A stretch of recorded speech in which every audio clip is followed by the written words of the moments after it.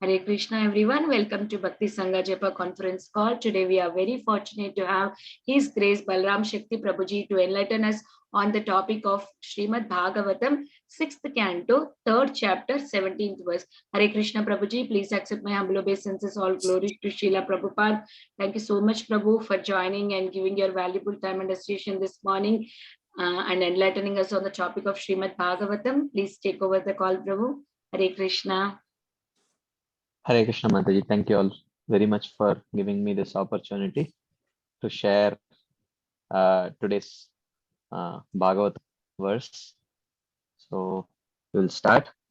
Namo Vishnu Padaya Krishna Preshtaya Bhutale Srimate Bhakti Vedanta Swaminiti Namine Namaste Saraswati Deve Gauravani Pracharine Nirvishesha Shunyavadi Paschatya Deshatarine Jai Shri Krishna Chaitanya Prabhu Nityananda Shri Advaita Gadadhara Shivasadi Gaura Bhakta Vrinda Hare Krishna, Krishna Krishna, Hare Rama, Rama Rama, Hare Hare.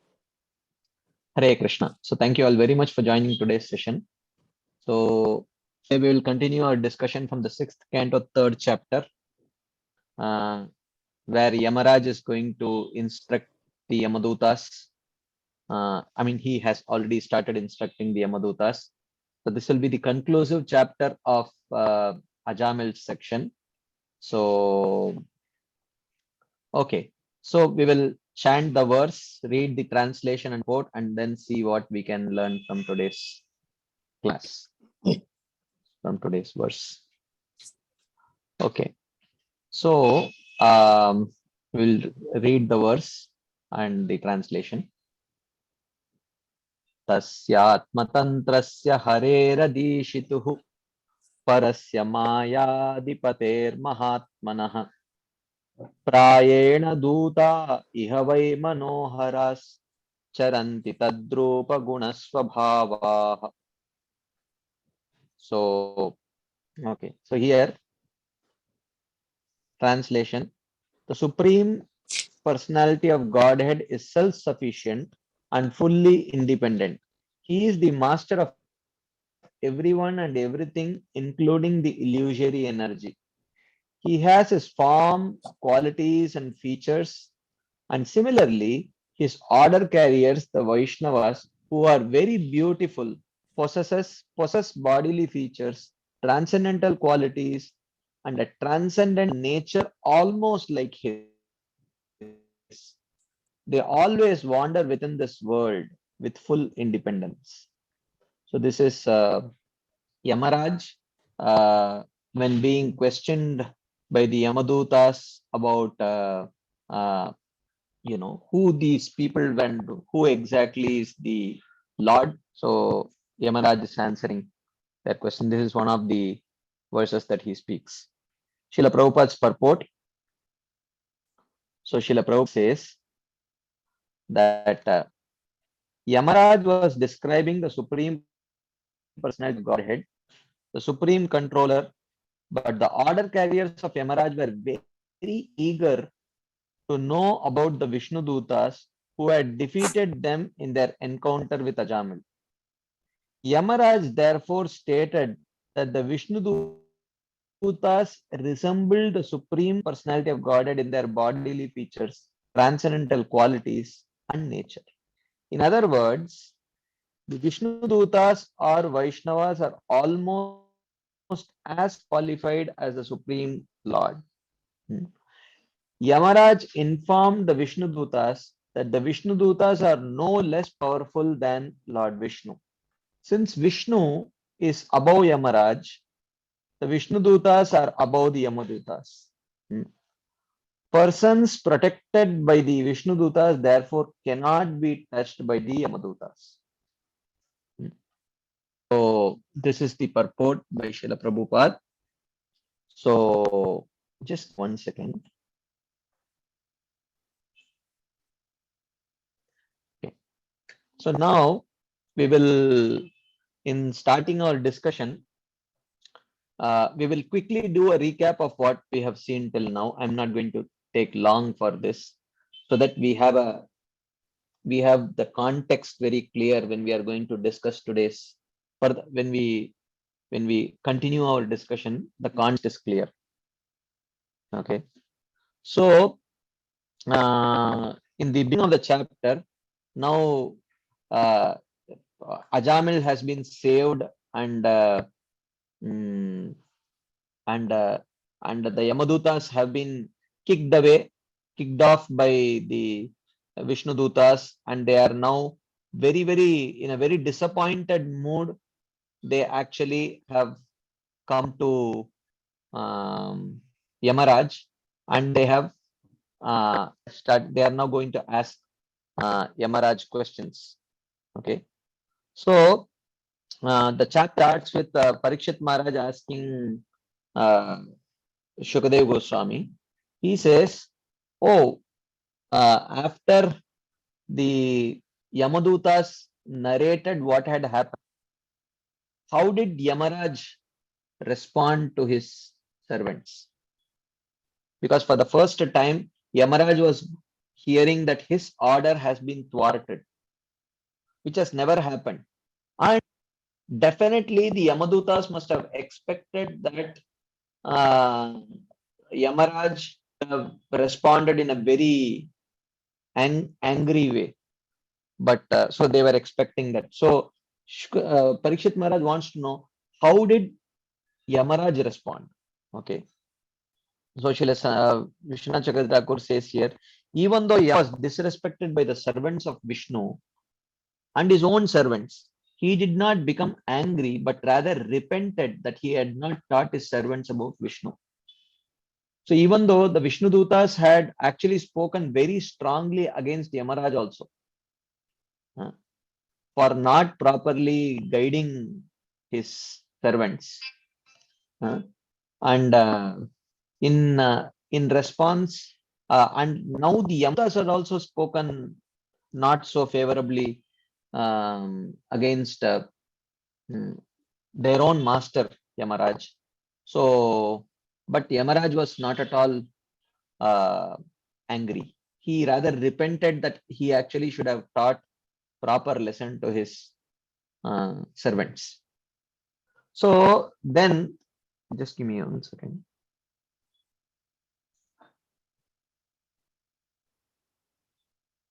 So then he said that Yamasya Devasya na Dandabangah Kutaschanarshe Shrutapurva Asid Yetan Mune Vrishchati Loka Samshayam Nahi Twadanya Itime Vinisham. He says, there has never been a time before, as far as I know, that the punishment of Yama was avoided. Therefore, how could this happen? I have full faith that only you can answer this question. So can you please answer this question? So Shukadev Goswami responds. He says that uh, after their efforts were thwarted, the Yamadutas informed Yama about what had happened. And so the Yamadutas said, so basically the Yamadutas asked Yamaraj, Kati santi iha shastaro jivalokasya vai prabho traividyam kurvata karma falabhivyakti hetavah.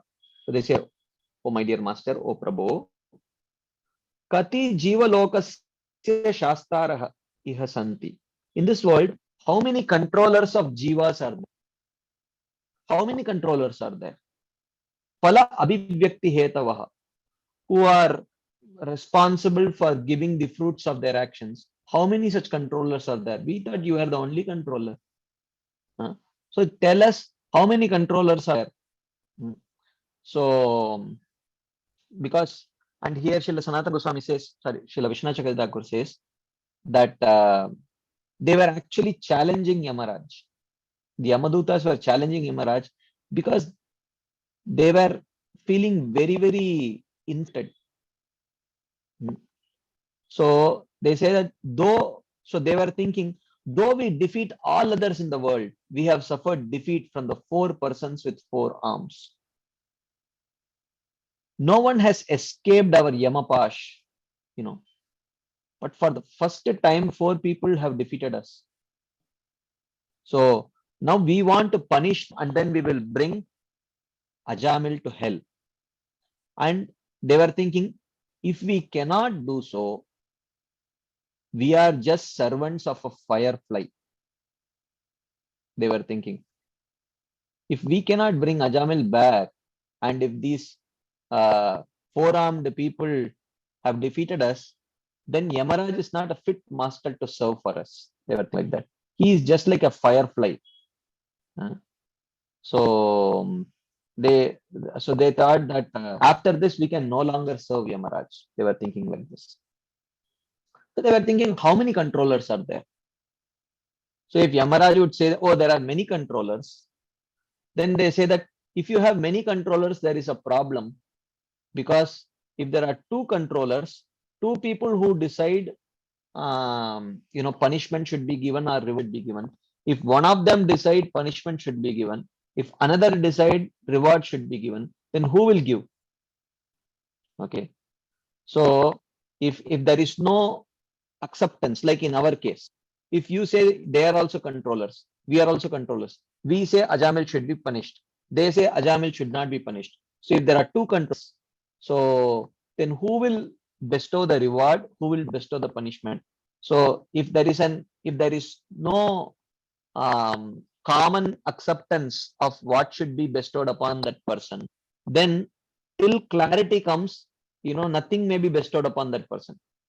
He may deserve a reward, will not get the reward. He may deserve punishment, he will not get the punishment. So there will be problem in actually administering justice, right? And if both of them think he should be punished, what if both of them end up punishing that person? Then he will get double punishment. This is only if there are two controllers. If there are 100 controllers, and if all 100 of them think that he should be punished, and they don't have cross communication between each other, then he will get punished 100 times for one mistake that he did.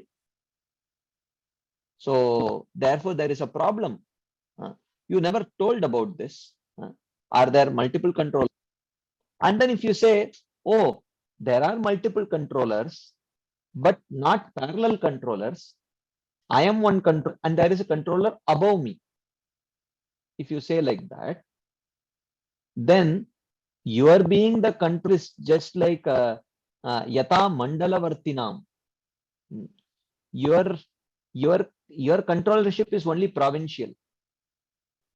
You say punish, but if the person above you say don't punish, then you don't have any power about it.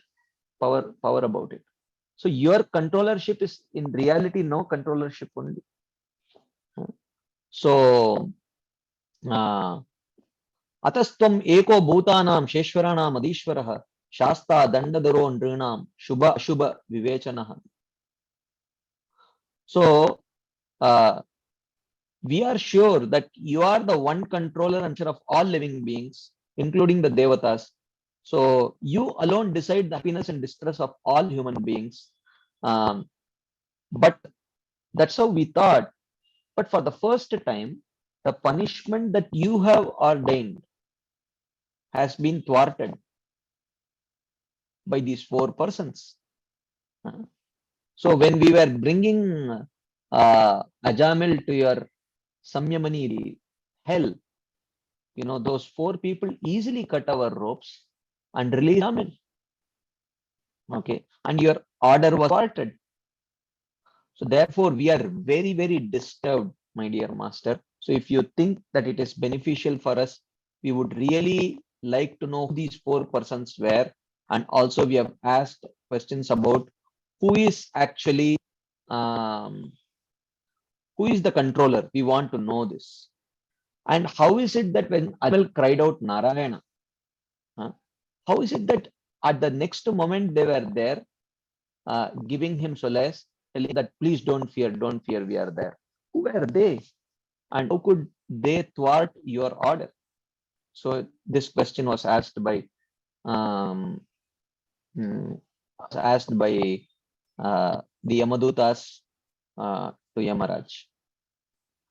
So Yamaraj, at this point of time, he remembered Harehe Padambujam Smaran Swadutan Pratyaha Preetah. He was very pleased to hear these questions from his servants, because for the first time in their mouth he had heard the word Narayana, the name Narayana. So Swadutan Pratyaha, he replied to his servants, Harehe Padambujam Smaran, while remembering the lotus feet of the Lord, so Yamaraj said, Paro Madanyo Jagatastastushascha Otam Protam Patavadyatra Vishvam Yadam Shatosya Stiti Janmanasha Nasyota Vadyasya Vashecha Lokaha. The next 5-6 verses, Yamaraj is going to discuss that how he is not the supreme controller. There is a supreme controller, the supreme lord above him. Okay. So, there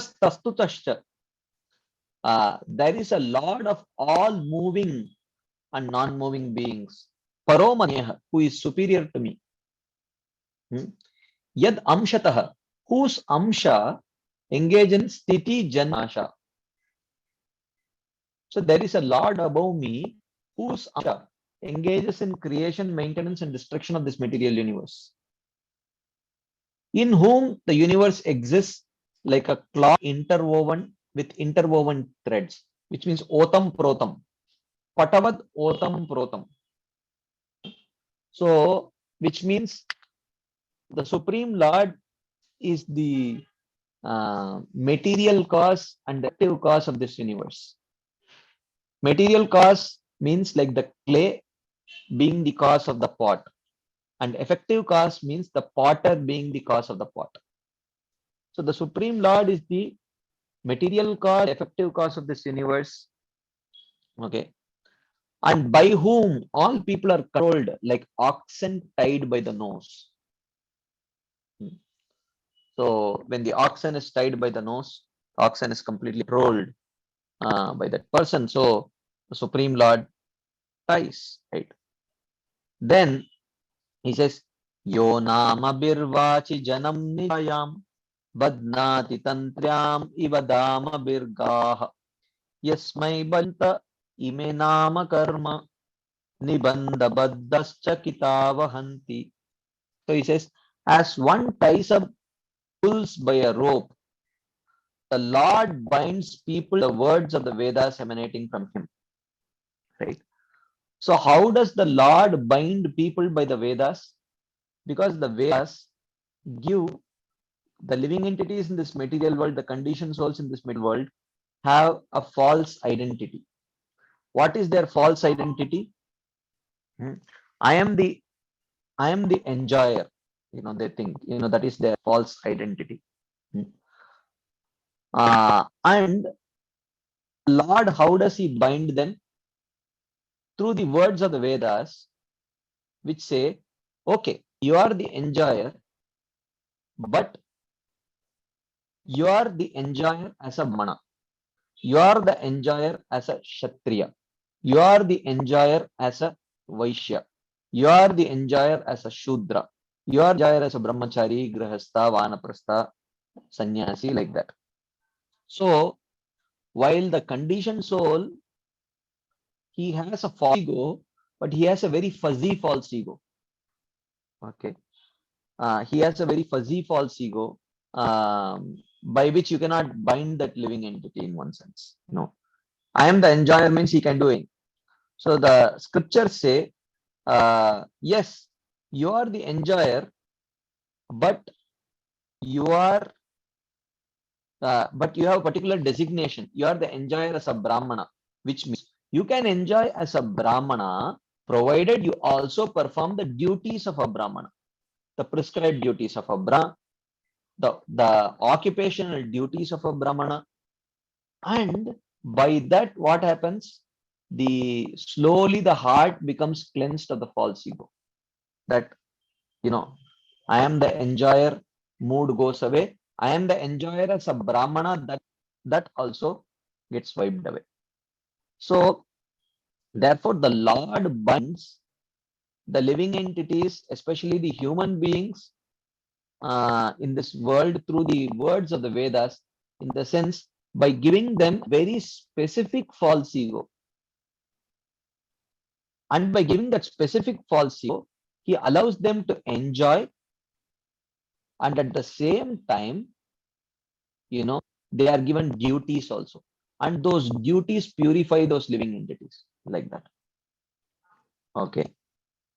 So then, glorifying the Supreme Lord as controller, Yamaraj says, actually, great personalities whom you know, like myself, Indra, Nirriti, Varuna, Chandra, Agni, Lord Shiva, Vayu, Lord Brahma,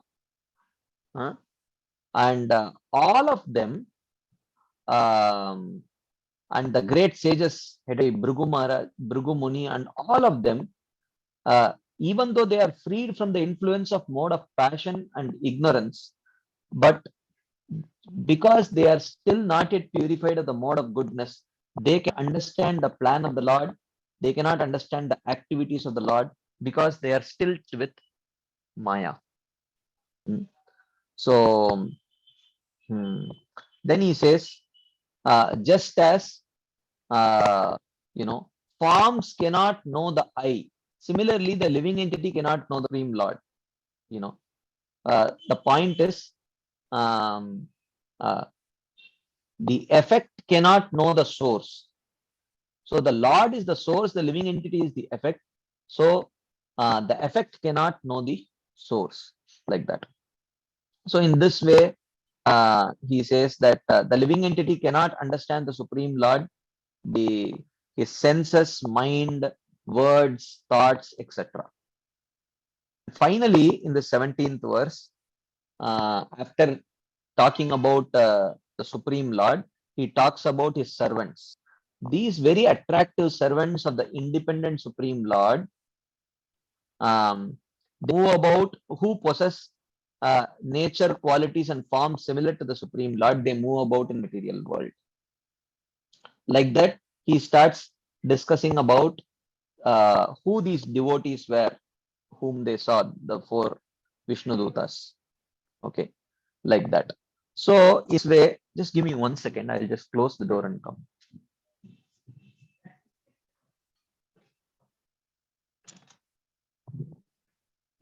So that's what he says here. That so in this way, he describes about the Supreme Lord. That I am not superior. I am not the ultimate controller. The Supreme Lord is the ultimate controller. Okay. So what we will do today is we will follow in the footsteps of Yamaraj. So Yamaraj is establishing the superiority of the Supreme Lord uh, uh, above him and all the demigods. So following in his footsteps, we will try to establish the superiority of Krishna above all the other avatars. So today, I mean, of course, it is not possible to do an exhaustive job on this. We are going to do a very small exercise, not that small. Whatever I can cover in the time I will to cover. Of course, this is so. We are now currently going to discuss from the book Lagu Bhagavatamrita. So, 5th chapter. The 5th chapter of Lagu Bhagavatamrita is the most pivotal chapter. There are 6 chapters Lagu Bhagavatamrita, but the 5th chapter is almost like 70% of the whole Lagu Bhagavatamrita is the 5th chapter, where the purpose of the chapter and the book is to establish how Krishna is Swagavan. On what basis we Gaudiya Vaishnavas actually worship Krishna as the absolute personality of Godhead, as the source of their a source of all other avatars, even though some of the other sampradayas may not agree to this point. Okay, so just like now, the Yamadutas, they were they were thinking that Yamaraj is the ultimate authority, at least when it comes to deciding who should be punished and who should not be punished. But Yamaraj is now telling, no, above me there is the Supreme Personality of Deity. So now, similarly, the other sampradayas, they say Lord Narayana is source of all incarnations, including Krishna. So now, but our acharyas, Srila, starting from Shri Chaitanya Mahaprabhu, we say that Aradhyo Bhagavan Vrajesha Tanayas Tadda. Okay. So that's what we say. But they say that Aradhyo Bhagavan Narayana Taddama Vaikunta, like that. So how do you reconcile? According to them, Krishna is an avatara of Lord Narayana, but we say no. Actually, Narayana is an expansion of Krishna. So how do you reconcile? On what basis they say, and on what basis we say what we want to say? Okay. So in our Gaudiya Vaishnava Sampradaya, there are generally two types of Vaishnava Sampradayas. One is called as Vicharatmika Sampradaya, and second type is Rasatmika Sampradaya. Okay. The Vicharatmika Sampradaya is where they involved in constantly debating with the opposing argumentators and establishing their superiority. Okay. So in that way, if you see, not just with the Mayavadis, but also with Vaishnava Sampradayas also. For example, there is lot of debate historically that has happened and that still happens between the Sri Vaishnavites and the Madhvaites. Okay. So they debate with the Sri Vaishnavites also. There are lot of books that have been written by the Madhvaites, actually, criticizing the Sri Vaishnava philosophy as being incomplete and incorrect. Incomplete at some places and incorrect at other places.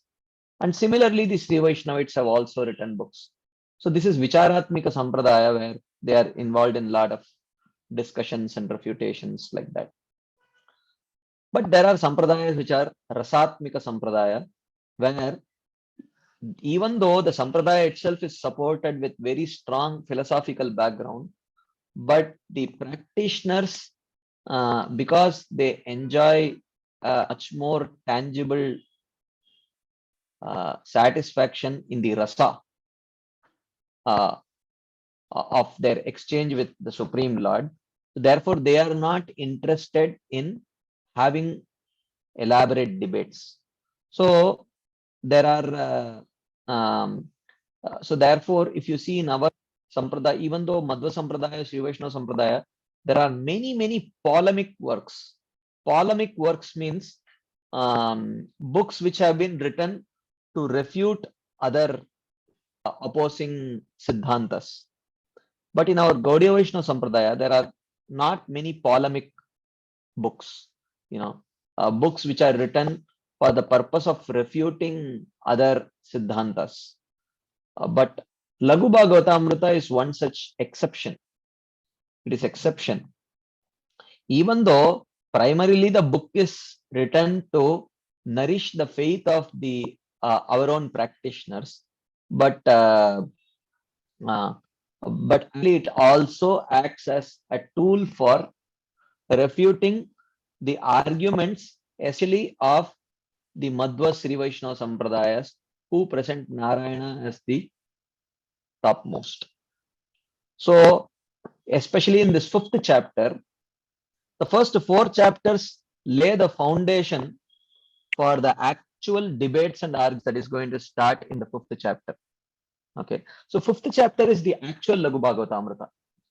So what the first 4 chapters, they actually lay the foundation for the actual book. So we are going to take a few arguments. Okay, the whole chapter is about 900 slides. Okay, in what we were discussing, not going to go and discuss 900 slides, but how systematically, I just want to illustrate with a few examples how in our Sampradaya actually, very beautifully the acharyas present the Purva Paksha argument. Because when heard that the other Sampradayas say that Narayana is the source of Krishna. So, but that is not the argument. There are many other arguments. variegated forms of arguments we present, and how our sampradaya understands and explains those verses and still establish Krishna to be Swayam Bhagavan. We are going to see a glimpse. I'm not going to exhaustively do this exercise. We do not have time. So whatever we can complete, we will complete. Even in the 100 odd slides that I have put, about 150 odd slides, I may not cover all because we may not have time for that. So whatever we can complete, we will try to complete. Okay. So first thing, so the first challenge that comes is Krishna is an avatar of the brother of Nara. The Naranarayan are there. So they say that Arjuna is an avatar of Nara and Krishna is an avatar of Narayana. Or some others say, no, Krishna is an avatar of Vamanadev. So they don't even ascribe superiority of Krishna or the avatars. So they say that Krishna is an expansion of the Narayana of Naranarayan, or he is an expansion of Vamanadev. They say like that. So now, on what basis they say like this? They must have some proof for it, right? What is their proof? Okay. So Srila Rupa Goswami says, Ata Krishno Narabhratur Avatara iti kvachit. Upendrasya iti Chakwapi bhati asau na ati kovidam. So he says, Ata kvachit. Some people say Krishno Narabhratur Avatara iti. They say that Krishna is the avatara of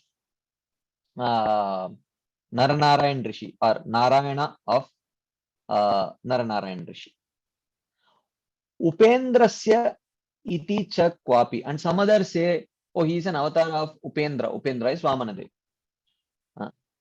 Asau bhati na ati kovidam. But this conclusion is reached by those who are not very knowledgeable in the conclusions of the scriptures. That's what he says. So now, on what is they say this? Okay. So in the beginning of this, Srila Baldev Bhushan has written a commentary to this Laghu Bhagavatamrita. He says, the author has shown that Krishna is the Swayam Rupa and Narayana are his Vilas forms. So he has just mentioned it, but he has not given very concrete proofs in the previous chapters. That is why the other people, they give various arguments. However, adherents of Vishnu cannot tolerate this and present arguments against it. So basically, this whole chapter is basically presenting arguments against the conclusions of other Vaishnava who established Narayana to be the supreme. So here basically Rupa Goswami will explain on what basis they make these arguments and how those arguments are actually not perfect arguments. Okay. So he says the author presents those arguments and he is going to defeat those arguments. So some say that Krishna is an avatar of the brother of Nara, the avatar of the Lord of Badri Narayan. Okay. So now let us see this.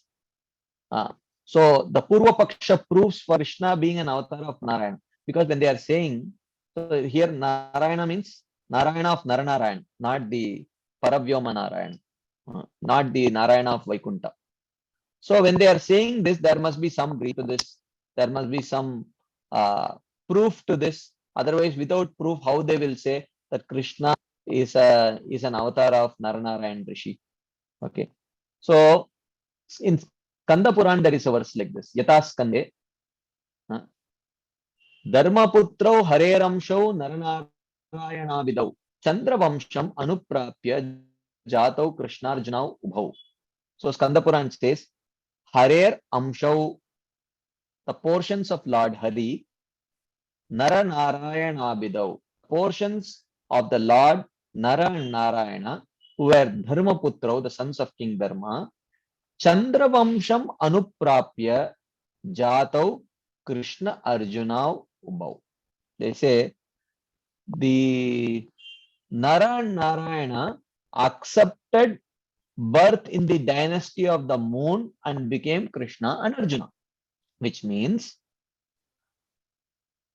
Krishna is the avatar of Narayana because Narayana became Krishna, right? So therefore, so they quote this verse to say that, look, Krishna is the avatar of Naranarayan Rishi. And not only that, in Bhagavatam also there is a similar verse. In the fourth canto, it says, Tav imau vai bhagavato harer amshav ihagatau bharav vyayaya cha bhuvah krishnau yadu kurudvahau.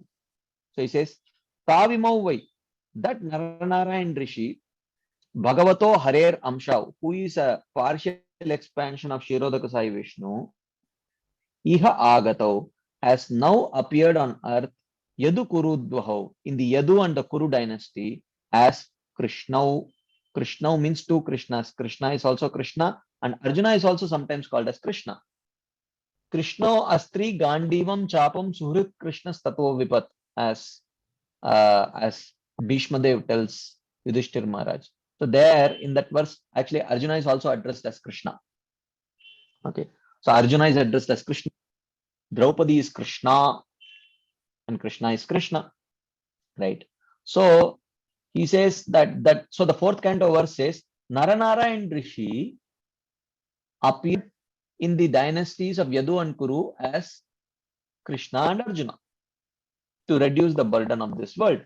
So these are two sample proofs that are given by Srila Rupa Goswami to say what is the basis of their argument. There is a basis of this argument, and this is the basis. They quote this verse from the Skanda Puran, they quote this verse from Srimad Bhagavatam. And what is the proof for they are telling that Krishna is an avatar of Vamana Dev? Okay. There is a verse from the Harivamsha Puran. Okay. So Harivamsha Puran says that in Harivamsha Puran, Indra speaks. Shakra Vachane. Shakra is Indra. So Indra says, Aindram Vaishnavam Asyaiva Mune Bhagam Aham Dadau. Yaviyamsam Aham Premna Krishnam Pashyami Narada. So this verse is spoken in the context of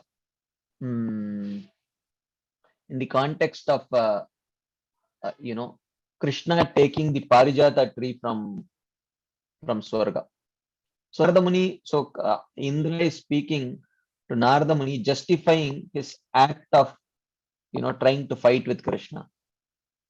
So Indra says that so Shakravachane Harivamshe Upendra Avataratvam. So Indra speaks in Harivamsha of Krishna being an avatar of Vamana. He does not directly say this, but he says something which can be misconstrued as suggesting that Krishna is an avatar of Vamana Dev. So what Indra say? He says, O Mune, O Narada Muni, Aham Dadau, I gave Asyaiva Bhagam, I gave the share of sacrifice Aindram Vaishnavam previously to Vishnu. I gave the share of sacrifice previously to Vishnu. O Narada, Aham Premna Pashyami Krishnam Yaviyamsam.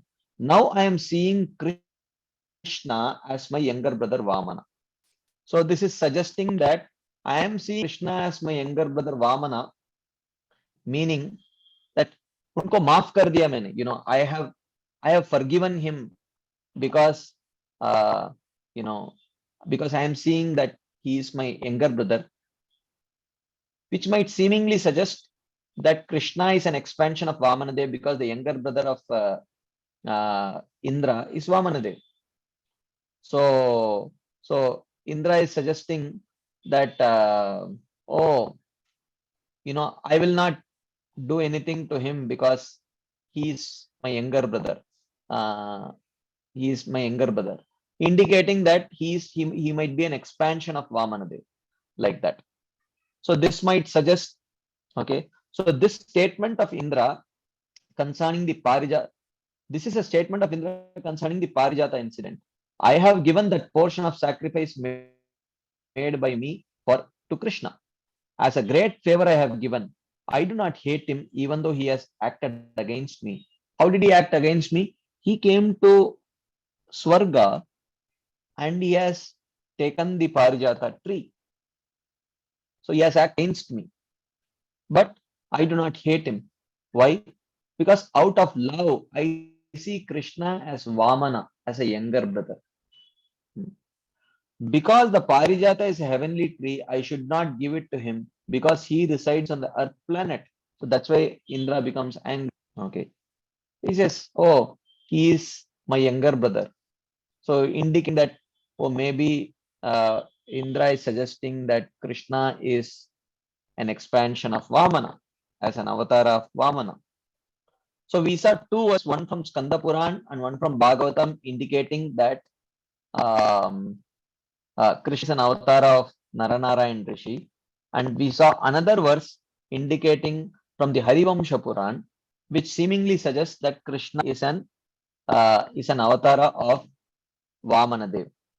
Okay. So now, so based on this, very rightly, the other opponents say, oh, Krishna is just an avatar of Vamana or Narayana Rishi. So now our Rupa Goswami says, okay, let us evaluate these statements. He says, tad etad ubhayatvam na bhavet Krishne virodatah. Atvam hi tayoruktam paravastatvam asyatu. So Rupa Goswami says, virodatah. This is contradictory. To say Krishne tad etad ubhayatvam. To say that Krishna is an expansion of either Narayana Rishi or Vamana is contradictory.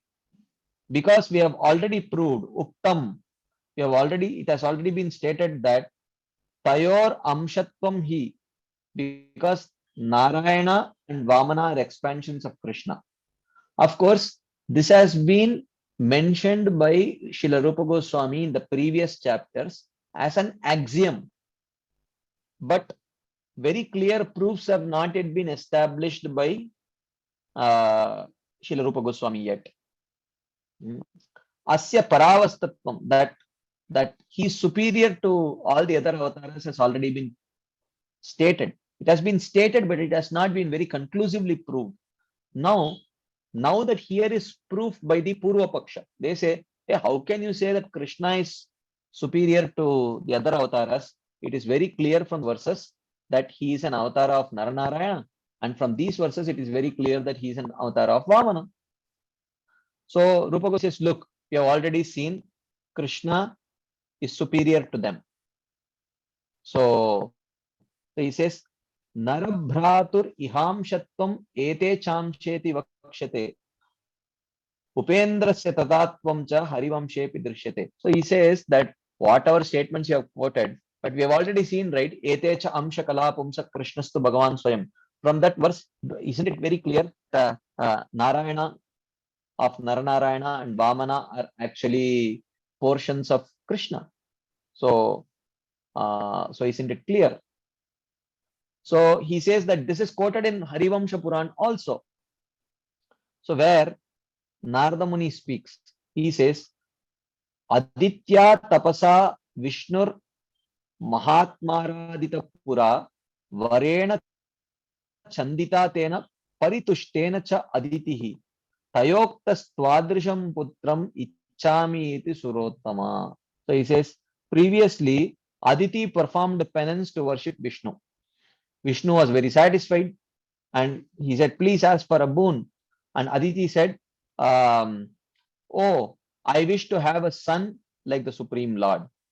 Okay. And Vishnu said, oh, there is no one on earth who is equal to me. I will become your son. Aham eva kalu te putraha bhavishyami amshena. He says, I will become your son as an amsha, which means my amsha will become your son, and that is Vamana. Okay, that is Vamana. So therefore, the statement that Narada, so he says that, so Narada, so the verse that Indra is a, sorry, that Krishna is a expansion or an avatar of Vamana from Harivamsha Puran. Indra speaking to Narada. And in that same Harivamsha Puran, Narada speaks this verse, which very clearly states where Vishnu says that, or Krishna says, I will become your son Vamana, indicating that my Amsha will become your son Vamana, which indicates that that actually it is not true that Krishna is an of Vamana, but it should be the other way around. He says the statement of Narada being stronger than the previous statement of Indra defeats the truth of the previous statement that Krishna is an expansion of Vamana. So he says between the statements of Krishna, between the statements of Narada Muni and Indra, Indra's statement seemingly suggests that Krishna is an avatar of Vamana, and Narada Muni indicates that no, it is the other way around. So he says, Srila Rupa Goswami says, of the two statements, Narada Muni's statement is more powerful than Indra's statement. Why? We are going to see that. Okay. So he says, Ata Krishna Paravasta Bhavo Agre Vakshate Sputam. Paravastascha Sampurna Avastah Shastre Prakirtitah. Tasmad Amshatvam Eva Asya Viruddham Sputam Ikshate. So he says, the supreme position of Krishna will be explained later, his Paravasta nature. Paravasta means of all the avatars, he is superior. That is the meaning of Paravasta. Okay. So that supreme position and perfect position is glorified in the scriptures. Thus, because Krishna is Paravasta, it is clearly seen that Krishna being an Amsha of Narayana or Vamana is contradictory. So he is going to establish the Paravasta nature of Krishna little later. So one argument that Srila Rupa Goswami is telling that, look, just wait for a while. I will establish the Paravasta nature of Krishna in a short while. After that, it will be very clear that Krishna cannot be an Amsha of Vamana, Naranarayan Rishi, because Vamana and Naranarayan are ordinary Leela avatars, whereas Krishna is Paravasta avatara. You know, he is Paravasta, he is supermost. So a Paravasta form cannot be an Amsha of an ordinary avatar. So Vamana and Naranarayana are ordinary avatars, whereas Krishna is Paravasta. And how he is Paravasta, I am going to establish it little later. Just wait. That's what here. That is the argument Srila Rupa Goswami is doing. Okay. So now, take hai, if you say like this, we can agree, but there is a problem. If the conclusions are so clear, then how would you explain the statement establishing Krishna to be an expansion of Narayana and Vamana? Still, we have quoted one verse from Skanda Puran, one verse from Bhagavatam, establishing Krishna to be an Amsha of Naranarayan, and one verse from Harivamsha Puran where Indra says, okay, you may that Narada Muni's word is superior to Indra's word, but still, why is Indra speaking like this? Why is Bhagavatam speaking like this? So why is Skanda Puran speaking like this? How would you explain? You have to give reasonable explanation, right? Because this is clearly contradictory. You say that no, Krishna is Paravasta, Krishna cannot be an Amsha of Naranarayan. Okay, accept it. Then how would you explain these verses? Because these verses clearly say that that Narayana is the that Krishna is the avatar of Narayana, Krishna is the avatar of Vamana. How would you explain this? So he says, Arthagati Antaram Tesham Vachananam Cha Drishyate. So he says, Arthagati Antaram, the alternative sense, Tesham Vachananam, of these statements, Cha Drishyate. He says, look, you quoted the verse, you gave an explanation, but are you sure that that is the only meaning that you can give to that particular statement? Have you thought if there could be alternative explanations of those same verses. So he says, though there are many statements to show that Krishna is Paravasta, the author gives an alternative meaning to these verses quoted above in order to negate the apparent meaning of these verses. You may say, look, there are 100 verses which say Krishna is superior, but there are 3 verses which say Krishna is an avatar of Narayana or Vamana. So you may say 100 statements outweigh the 3 statements. But our question is, those 3 statements are also from Shastra. Why these 3 statements are contradicting? That you have to explain. So Rupa Goswami says they are not contradicting. Just that you have taken the wrong meaning of that. You have taken wrong meaning of that verse. So, now what was the first Purva Paksha argument? He says that the first was that second verse, which was from Skanda Puran, which said, portions of the Lord Narayana, the sons of King Dharma, accepted birth in the dynasty of the moon and became Krishna and Arjuna. Right? Hare Ramshau Naranarayana Vidau Dharmaputrau Chandravamsham Anuprapya Jatau Krishnarjunau Ubhau. So Narayana accepted birth in the Chandravamsha and became Krishna and Arjuna. Very clear. So therefore, this verse very clearly says that Krishna is an expansion of Narayana Rishi. So refuting this, he says there is an alternate explanation for this. He says, Naranarayano prapyeti atma satkritya tau swayam Krishnarjunau Chandravamsham Anuprakatam Gatau. So he says, on the first statement, there is this explanatory verse, Karika. Krishna Arjunau Naranarayanau Prapyeti Atma Satkritya. Atma Kritya means to merge. Then Krishna and Arjuna merging the identities of Naranarayana in themselves appeared Tau Swayam Chandravamsham Anuprakatam Gatau.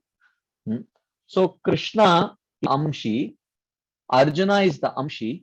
So Narayana, the Amsha, merged with Krishna, the Amshi, and Nara, the Amsha, merged into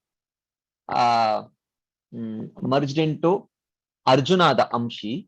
So Krishna and Arjuna, the Amshi, they entered the moon dynasty and they took birth there.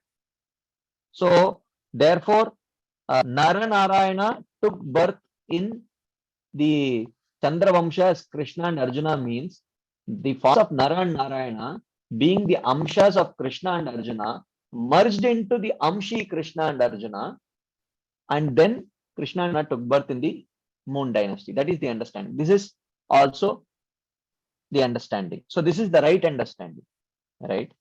So that is the explanation. So he says, Naranarayana became one with Krishna and Arjuna. Because there should be no fault of contradiction in the Puranas, the alternative meaning is more suitable. So he says, because 100 verses very clearly establish the superiority of Krishna over Naranarayan Rishi. Therefore, this verse should be explained in such a way that those other 100 statements are not refuted. So how would you explain? So one meaning is Naranarayan manifested as Krishna and Arjuna, but another understanding is Naranarayana being the Amshas merged into the Amshi Krishna and Arjuna who appeared in the Chandravamsha. So this is perfect. Thus, the meaning is Krishna and Arjuna who united with the forms of Naranarayana then appeared on earth through the moon dynasty. That is because when Krishna appears, all of his amshas enter him and appear with him. This is very clear in Bhagavatam, and our acharyas very clearly mention it. When the Amshi descends, all the other Amshas also merge into his body and also descend along with him. Okay. So this is the refutation of the second verse. Okay. Now, how would you refute the third verse, Bhagavatam verse? What does that Bhagavatam verse say? Bhagavatam verse says that that Naranarayan Rishi, who is a partial expansion of Shirodaka Sai, has now appeared on earth in the dynasties of Yadu and Kuru in the forms of Krishna and Arjuna respectively. So similar verse, same explanation. So that Naranarayan Rishi has appeared in the form of Krishna and Arjuna means that Naranarayan Rishi have merged into the forms of Krishna and Arjuna and appeared in the Moon dynasty. Okay, like that, are the dynasties of Yadu and Kuru. So here he says, the second verse can be explained as follows. Okay, so he says, Tau Naranarayanau Kartarau Harer Amshau Ayatau No Dwaparante. Naranarayana, the expansions of Vishnu, entered Krishna and Arjuna at the end of Dwapara Yuga. So in Dwapara Yuga, towards the end of Dwapara Yuga, the Naranarayan forms into Krishna's form when it was time for Krishna to appear. Okay, so that is how it is refuted. Now, how do you, so in this way, the both the verse itself is not wrong, but the meaning that you have derived out of that verse is wrong. Okay, so that does not suggest that Krishna is an avatar of Naranarayan Rishi. So now, how would you explain Indra speaking that I gave my share to Krishna, who's my brother, suggesting that Krishna is an expansion of Vamanadev. You know, how do you explain that? So he says, Aindram iti adau karika. You know, the fourth verse is explained as follows. Indrastu na ati kauvidya matsaracha uktavan idam tasmat Krishnasya no tattadrupatvam ghatate kvachit. So he says, Indrastu, Indra na ati kauvidya. In first thing, his first argument he says is Indra intelligent or Narada Muni intelligent? Indra is not intelligent. Narada Muni is only intelligent. Okay. And moreover, Matsarat, he was envious of Krishna at that time. So out of Uktavanidam, out of envy, he spoke like this. Okay.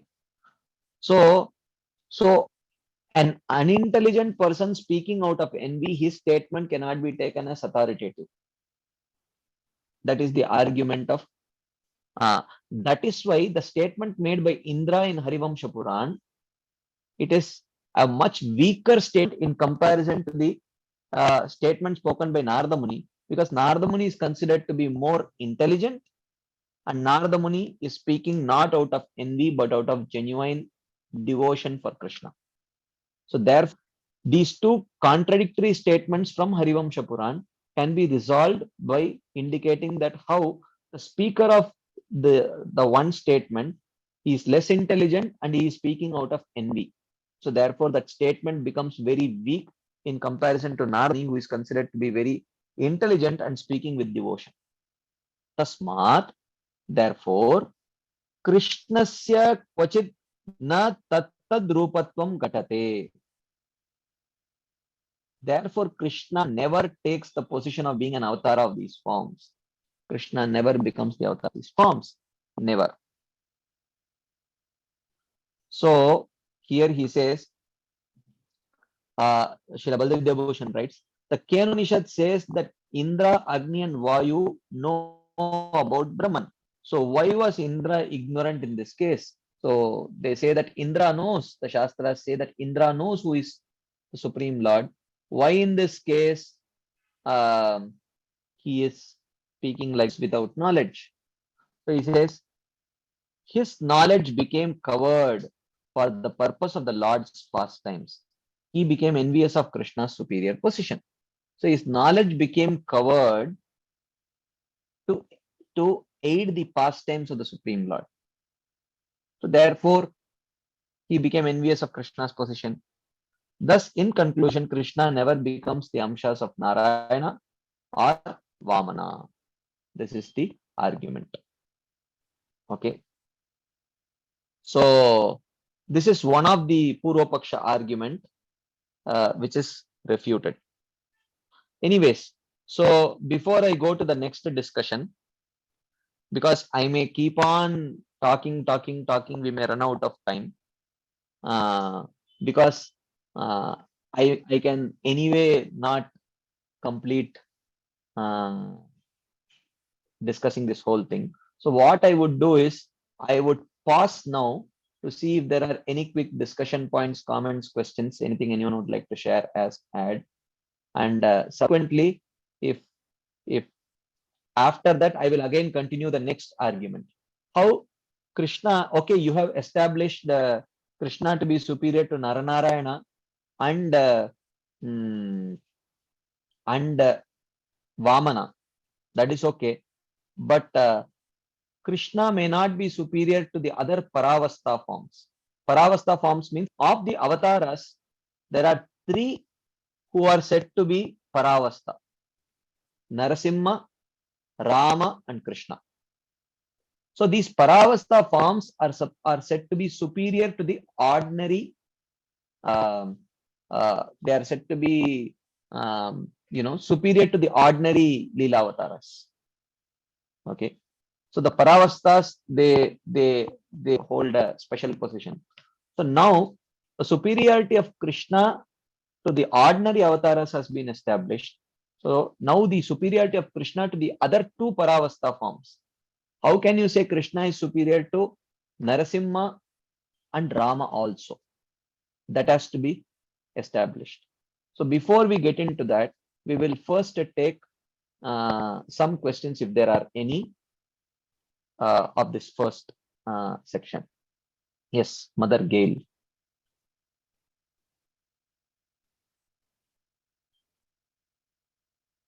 Mother Gail, you can unmute yourself and please speak.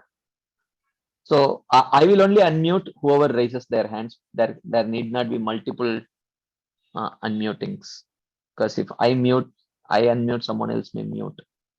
Mother Gail, would you like to unmute?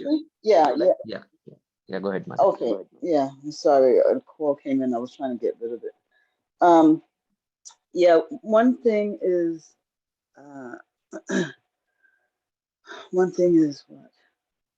Oh, yeah, how is it that bona fide sampradayas can be in contradiction with each other? How is that possible? Well, these explanations, see, actually, in one sense, I will just unmute. I'll just mute a while because I am hearing my own voice in the background, and I'll mute you. I unmute you again. So actually, Krishna, even though Krishna is absolute, but not all levels of reality is revealed to everyone actually, because yadyad diyata urugaya vibhavayanti tattad vapu pranayase sadanugrahaya. So whatever form of the Lord one gets attracted to,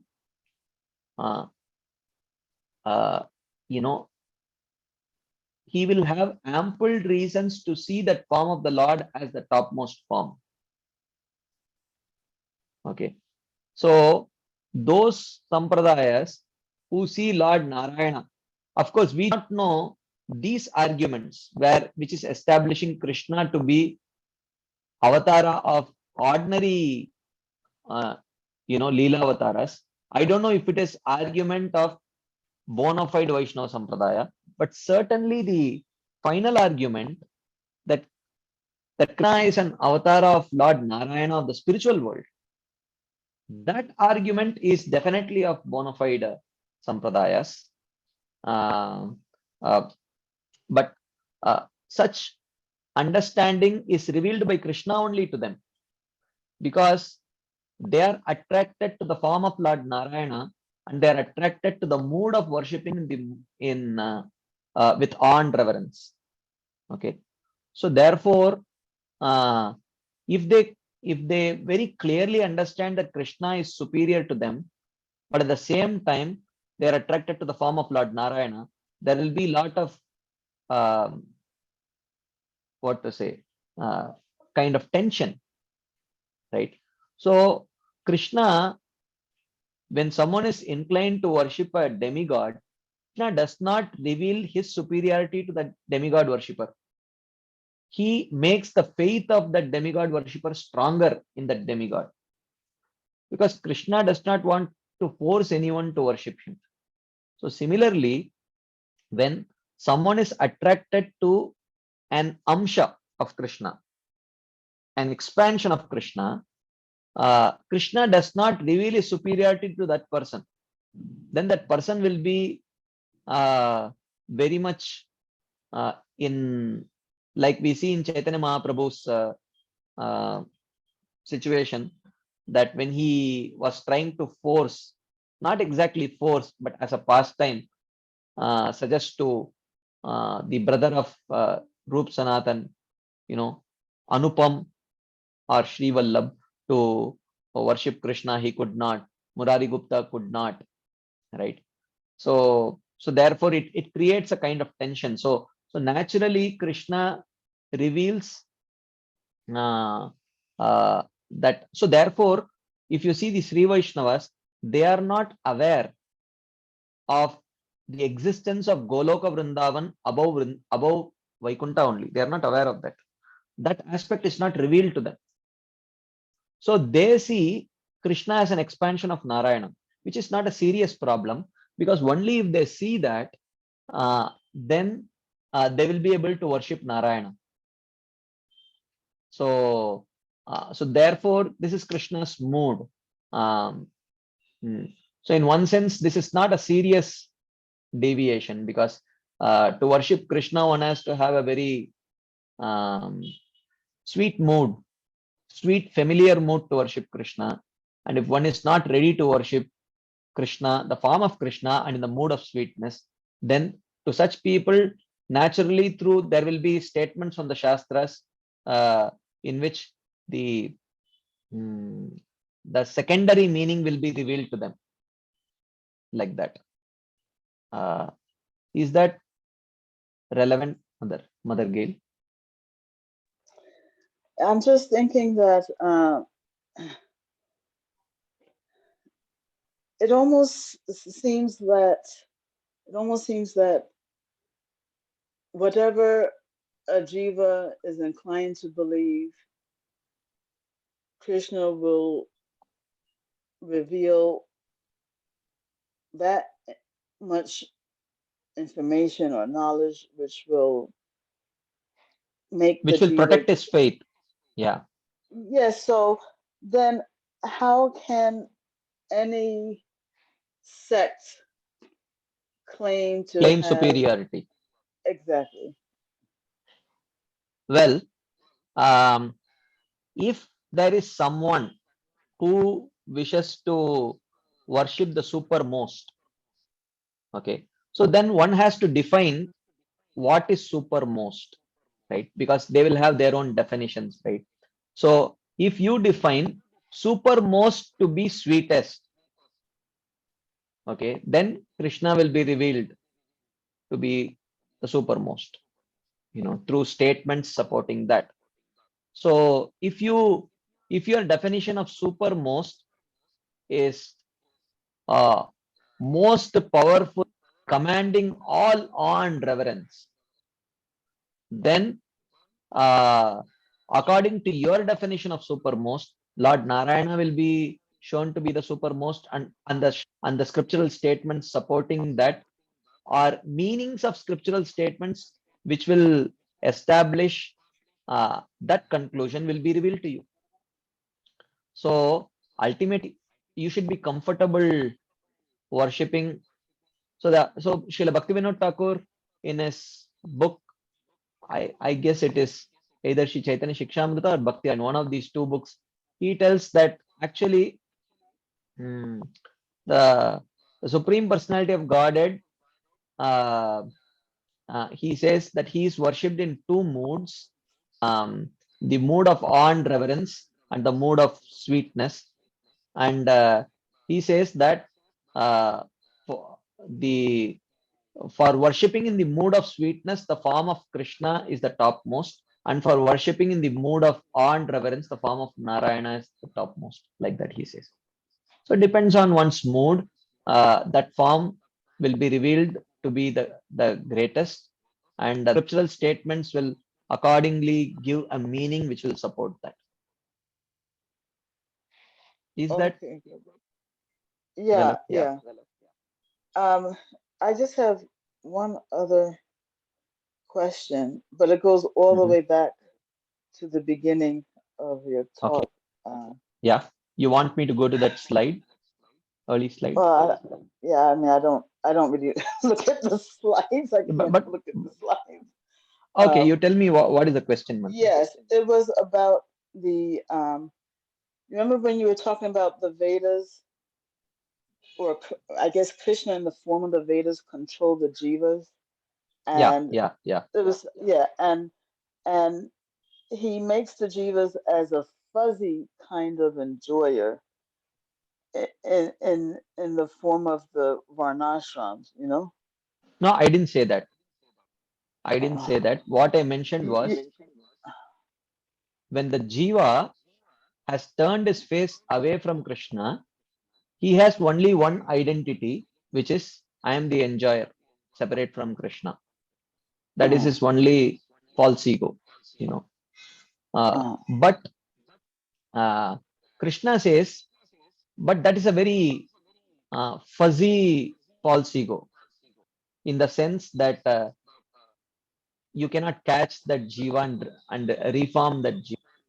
So the Lord says through the Vedas, the Lord says, yes, I agree, you are the enjoyer, but you have an identity as an enjoyer. What is your identity? You are a Brahmana and you are a Brahmachari. So you enjoy as a Brahmana and a Brahmachari. So the the living entity accepts this is also false identity only, but connected to this false identity are some rules and regulations and duties which have the capacity to purify that person. So from a kind of fuzzy false ego, the scriptures give him a very concrete false ego in the form of you are a Brahmana, you are a Brahmachari, like that. So if you are a Brahmana, if you are a Brahmana enjoyer and a Brahmachari enjoyer, along with enjoying as a Brahmana and a Brahmachari, you also have duties as a Brahmana and a Brahmachari. So there is responsibility, there is enjoyment. So you enjoy, no problem, but fulfill your responsibility. But connected to those responsibilities in the form of duties is purification of heart.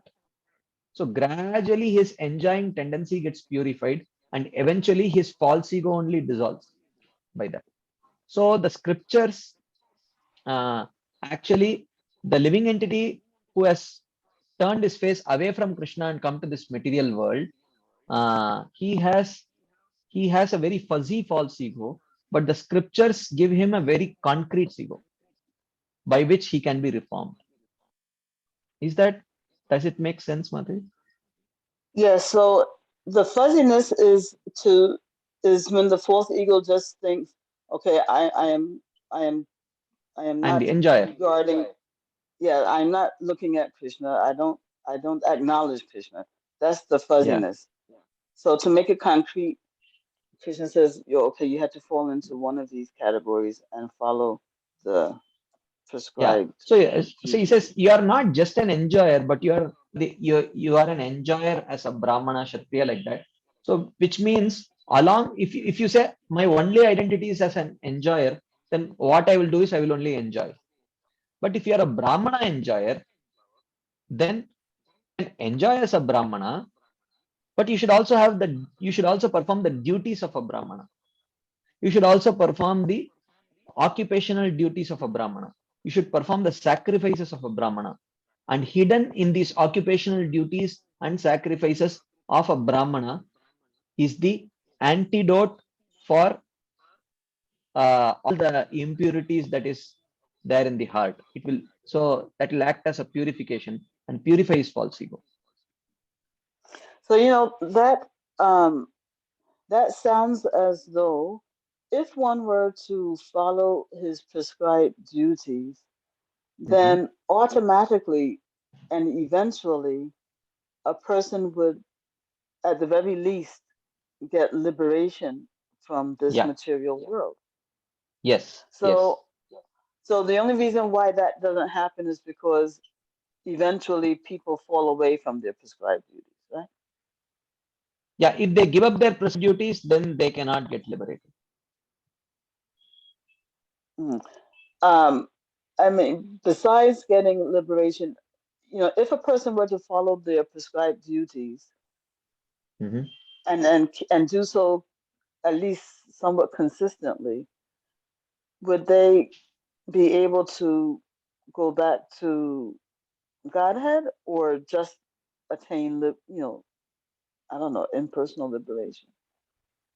Well, it depends on, along with practicing their prescribed duties, how much devotional attitude and devotional activities also they do. So if the devotion is very, very meager, then they will go to the impersonal Brahma. But if the devotional component becomes tangible, then they can go to the spiritual world. Even though it may not be devotion, even if it may be mixed, but mixed with very little of karma, jnana or yoga, but still they can go to Vaikuntha. Of course, they cannot experience prema there, but still they can go to Vaikuntha. Okay, Prabhu, thank you so much. Hare Krishna. Okay, there are two more hands up. Anuradha Mataji raised her hands first. Go ahead, Mataji. Hi Krishna Prabhuji, Dandavat Pranam. Thank you, Prabhu. Prabhu, I have a very basic question. When you were explaining, you said that Krishna doesn't want to force the love, right? And that is very basic in us. Love cannot be forced. So with that, how do we understand when, like they say, and we have heard it many times that when Krishna gives us what we need and not what we want. So when we see that in devotee's life, so many trouble comes, we hear that Krishna is bringing us close to him. And so how do we reconcile? Did you get my question, Prabhu? I don't know if I got your question, Mataji. Yes. I think I got your question. Yeah. So let me rephrase your question and you can let me know whether I have understood your question right or wrong. Yes. So I said that Krishna does not breach the free will of the devotee, of free will of any entity. So here, but we also say that Krishna does not give you what you want. Krishna does not give a devotee what he wants, but he gives the devotee what he needs.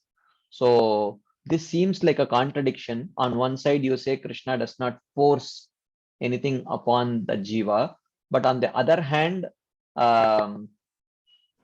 you are telling that Krishna gives you, he does not give the devotee what he wants, he gives the devotee what he needs. Is that right? Yes, Prabhu. Like one side we are saying in Bhagavad Gita also, Krishna says that make your faith strong if you want to worship the demigods.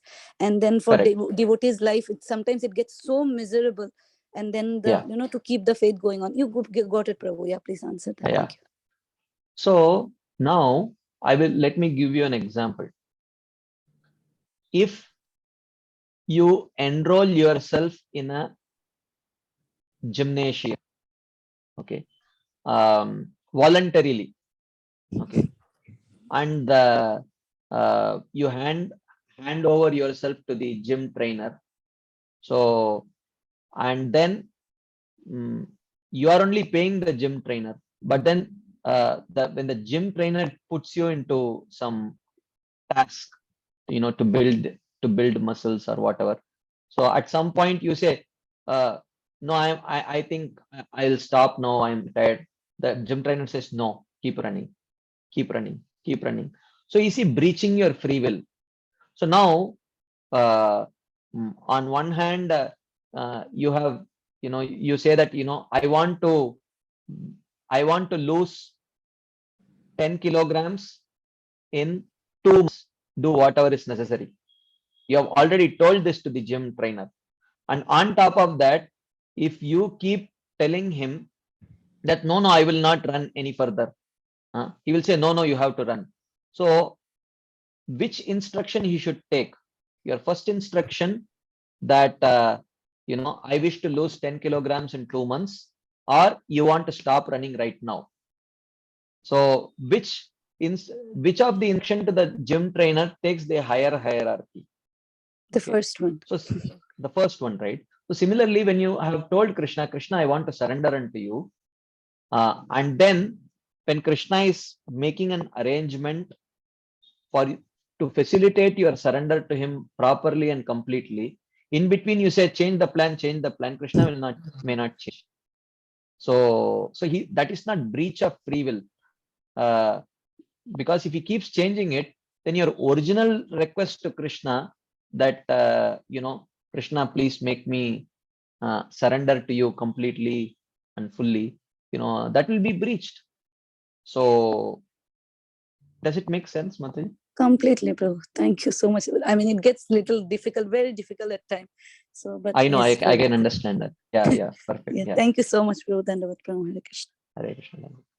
Induleka Mataji.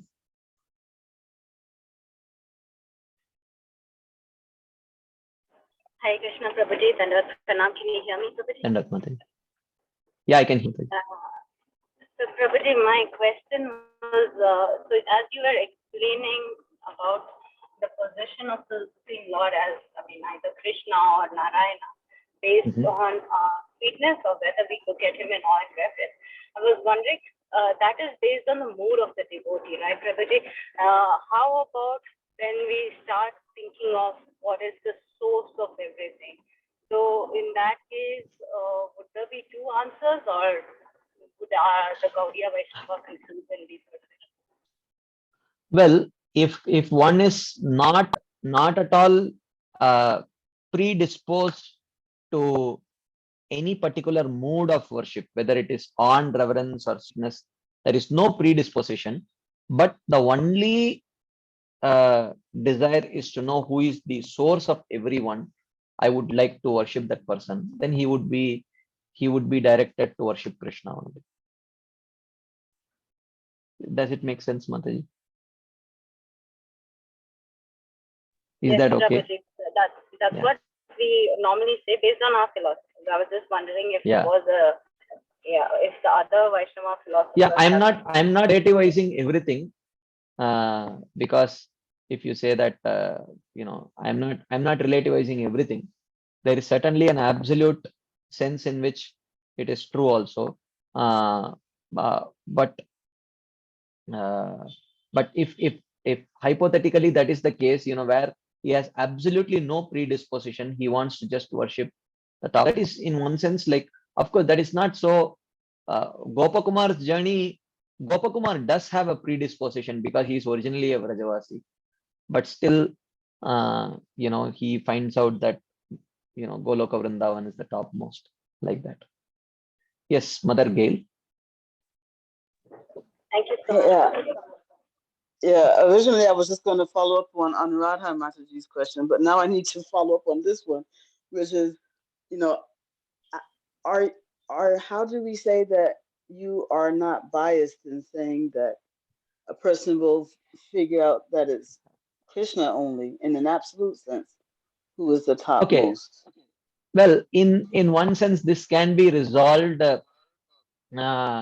if you accept the arguments presented in Laghu Bhagavatamrita. So Laghu Bhagavatamrita very clearly presents, from a very neutral perspective, the superiority of Krishna. Okay, then I guess so. Now now the onus is on the other sampradayas to accept these refutations and see if they can establish their their position, which they will be able to, because somehow Krishna will allow them to protect their faith. So we have to understand Krishna's mood here. Actually, we have to understand Krishna's mood here. So Krishna wants, it's Krishna as Narayana wants people to worship him in the form of Narayana in the mood of awe and reverence also. Krishna as Krishna wants people to worship him in the mood of sweetness also. Krishna as Vamana wants his devotees to worship him as Vamana in whatever mode, awe and reverence. So like that, Krishna wants all. So all kinds of worshippers. So looking at their predispositions, he will sort of strengthen their faith accordingly. So you may say that, okay, how do you know that uh, your presentation is right? Well, in one sense, Chaitanya Mahaprabhu has sort of he has had discussions with the Sri Vaishnavas also, like Gopal Bhatta Goswami, and he has had discussions with the Madhvaites also, and through his discussions he has established the superiority of Krishna also. So, and if you see, there are very tangible arguments and presentations in Laghu Bhagavatamrita that is presented from various shastras. From that you can understand. Well, then maybe since Krishna wants these relationships and all these different moods, maybe it's not even important to establish. I mean, that is the perfect understanding. It is not important actually. It is not important, because ultimately the mode is not that it is. So we are not playing musical chairs here. You are aware of musical chair, Mataji? Yes. Yeah. So here we are not trying to, Krishna is not trying to play musical chairs, eliminate Vamana, eliminate Naranarayan Rishi, eliminate Narayana, eliminate Vishnu. He's not trying to do that. This is not a musical chair. So Krishna wants everyone who, there is as many people are there, as many chairs are there, and Krishna wants everyone to sit only in the chair of their choice. So there is no question of this kind of debate actually. This is in one sense a redundant debate actually. It's not a very important debate. We think that we want to establish, even though Rupa Goswami has written a book in this way, but this is just to strengthen the faith of the Gaudiya Vaishnavas, just in case they may encounter other Sampradaya people who may try to have their faith. Only for that purpose he has written this book. That's all. He is not hell bent on going on a Digvijay Yatra, where I will defeat all the other Vaishnava Sampradayas and establish how only Krishna be worshipped. No, that has never been the case, and that will not be the case actually. Okay, cool. And can I just also follow up on Anuradha Manaji's question, where you were giving the analogy of the gym trainer, Yeah. And so, speaking from the perspective of a struggling sadhaka who's always fluctuating between, the, Krishna conscious values and swabhava, things, right? So, okay, I might speak with my mouth that I am, or tell Krishna with my lips that I am wanting to come to the point of full surrender. But then, on the other hand, I am also, falling prey to my material desires, right? And why do you say falling? I'm before you continue, I'm telling you, why do you say falling prey, Mataji? Or succumbing, right? Succumbing to. No, that's what. Why do you say succumbing or falling prey? Why? I'm just trying to understand the rationale behind the choice of your words. I know what you're trying to comes. Yeah, okay. Yeah, all right. I guess you're answering my question. Got your answer, Namate. Hmm. I think Okay. so. Hare Krishna. Thank you, Prabhu. Hare Krishna. Okay, there are some questions in the chat box also. Okay.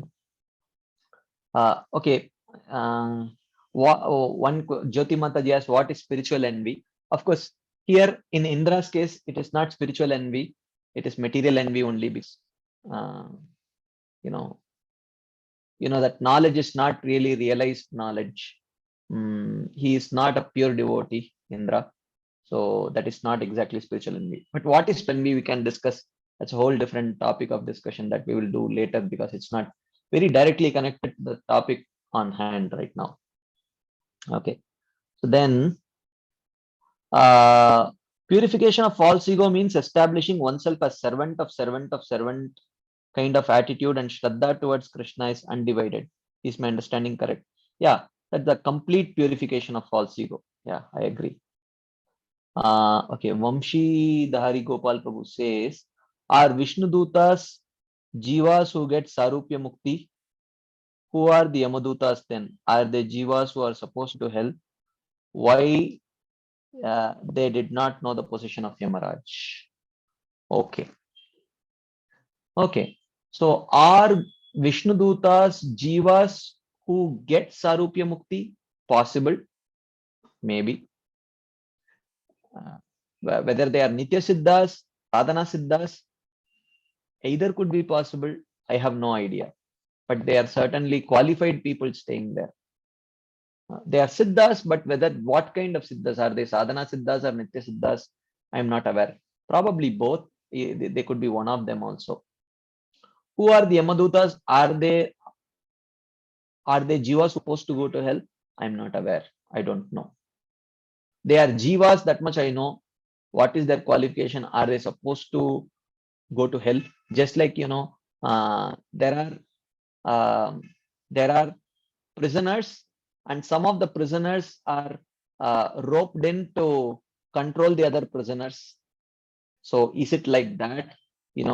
These Yamadutas themselves are supposed to suffer in hell, and Yamarajas roped them to engage them in the role of Yamadutas. I don't know.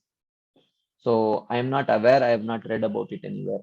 So I cannot answer that question. I'm sorry. Okay. So, okay, I'm glad I took some Q&A now. Let me quickly go to the next position. I have to skip a lot of section, and because the next section is little interesting. Okay. So in the next section, he first describes what are these Paravasta forms. So we saw there are ordinary avatars, Leela avatars, and then there are amongst the Leela avatars, there are three which are called Paravasta because they exhibit exceptional qualities and power. So they are Krishna, Narasimha, and Rama.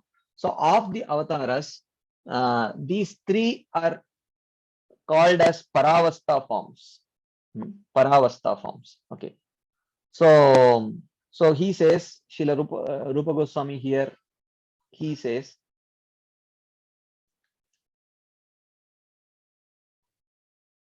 Ata Paravastaha yata padme Narasimha Rama Krishneshu Shagunyam Paripuritam Paravastastu te tasya Deepad Utpanna Deepavat. So he says, there are the six qualities Paripuritam are fully manifest in Narasimha, Rama, and Krishna. So Aishwarya, the six qualities, right? So those six qualities there are fully manifest in Narasimha, Rama, and Krishna. So in that sense, they are equal. Paravastastute, thus they are considered to be Paravasta. Okay. Tasya Deepad Utpanna Deepavat. The relation between the other two, Narasimha and Rama, and Krishna is like lamps lit from the lamp of full six powers. As we say, Deepar Shireva Hidashantaram Abhyupetya Deepayate Vivritahetu Samana Dharma. So that Brahma Samhita verse says that, even though when one lamp lights the other lamp, the lamp which is lit or the multiple lamps which are lit from the original lamp, they also shine with the same luminosity. But still, there is one original lamp. That original lamp is Govinda, like that he says. So similarly, he says, even though there are three Paravasta forms, Krishna's form is original, and Narsimha and Rama, even though they may exhibit the same power, but it is not, they are not original, like that. So, then he explains this Narasimha, Raghavendra, and Lord Ramachandra and Krishna. So he says that I will skip these sections. So he then establishes Krishna's supremacy over the other forms. So here he says, how is Krishna superior to Rama and Narasimha? He says, so he quotes from Bilomangal Thakur, is Santu Avatara Bahavaha Pushkaranabhasya Sarvato Badraha Krishnad Anyaha Kova Latasu Api Premado Bhavati. Says that Santu Avatara Bahavaha. There may be many avatars. I'm sorry, just give me a second. This thing crashed.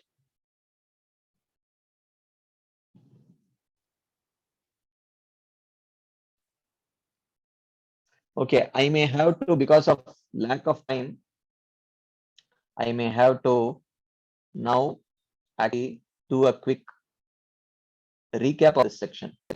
So of this, how Srila Rupa Goswami establishes the superiority of Krishna over Narasimha and Rama. Okay, so one argument that he gives is that I will not go over the individual verses. I'm sorry, I think I have not shared the screen. Let me share the screen. So I will not go over the individual verses. I will do a very quick summary so that we will get at least 5 minutes for submission. Okay, so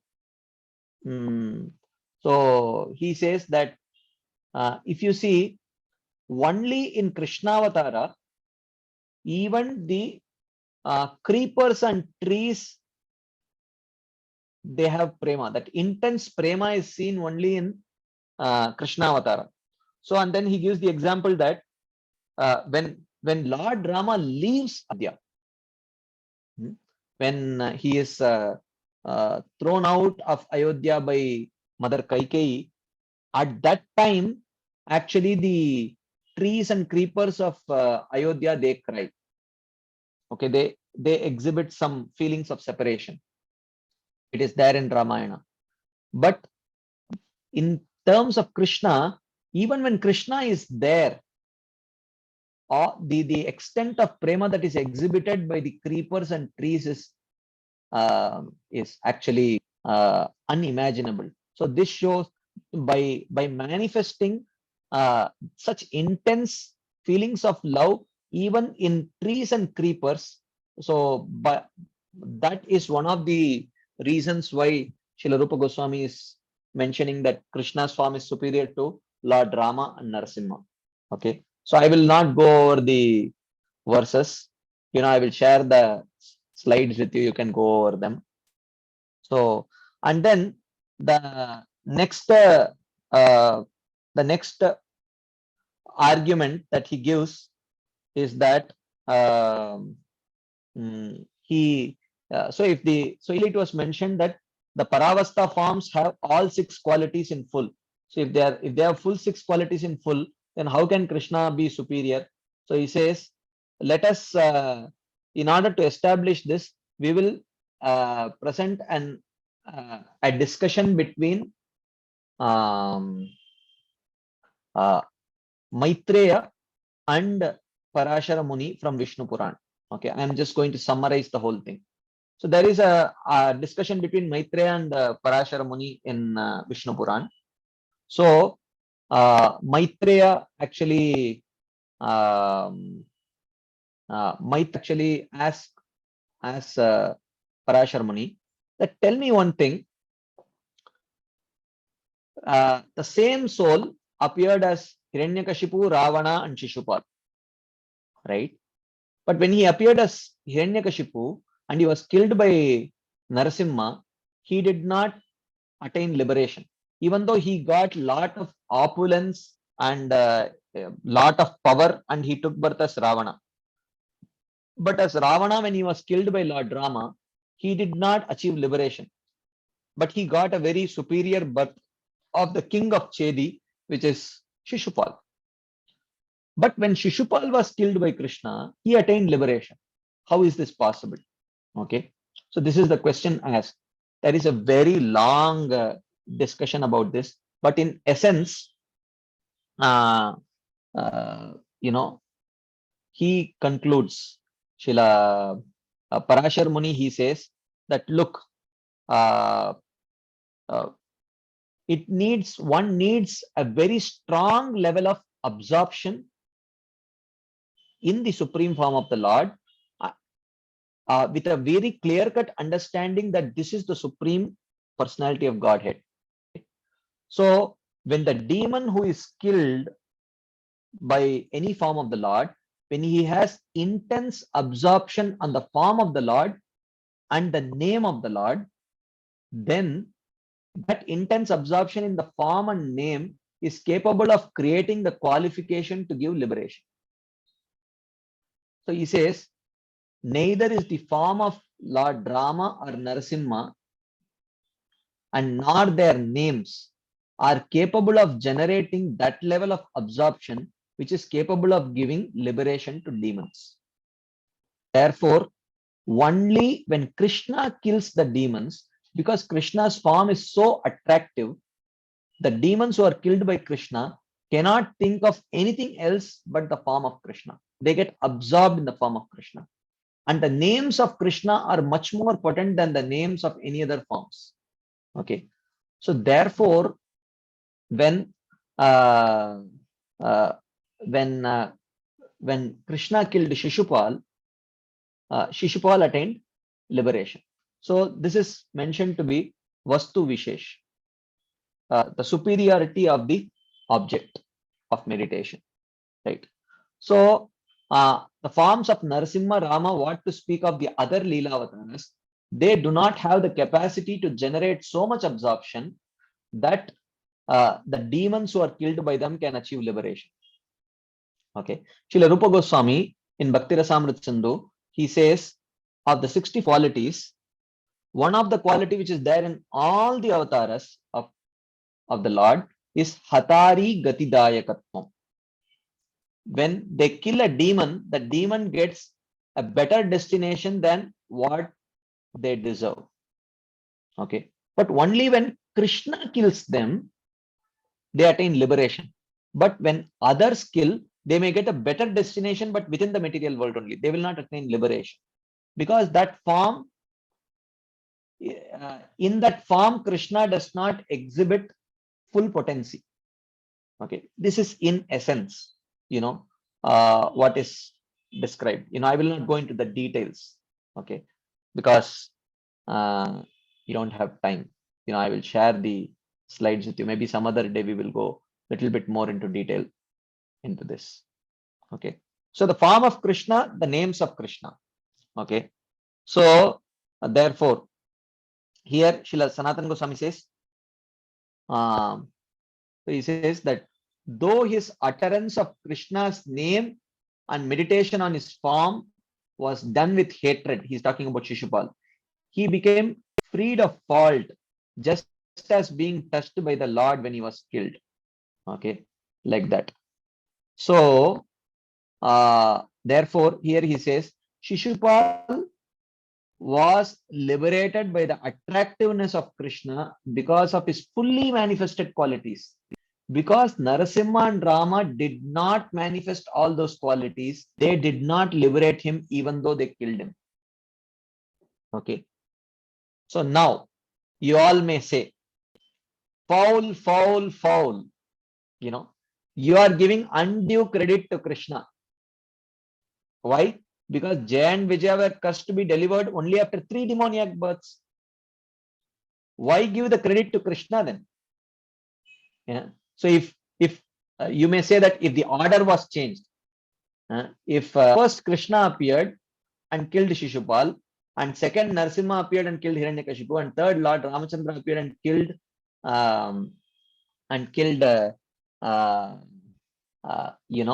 Ravana, then Ravana would have attained liberation. 3 births was what was the deal.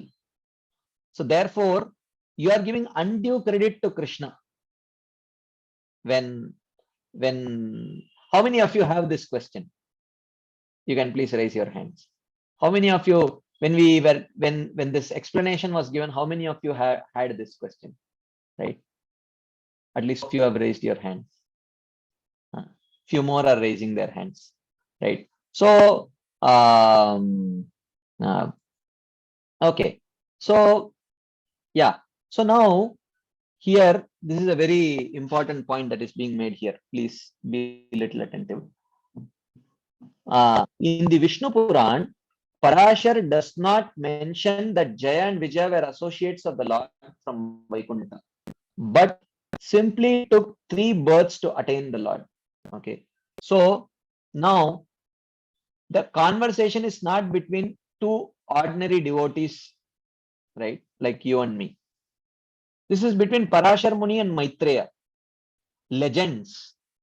Didn't they know that that Jaya and Vijaya were cursed to go back in 3 births?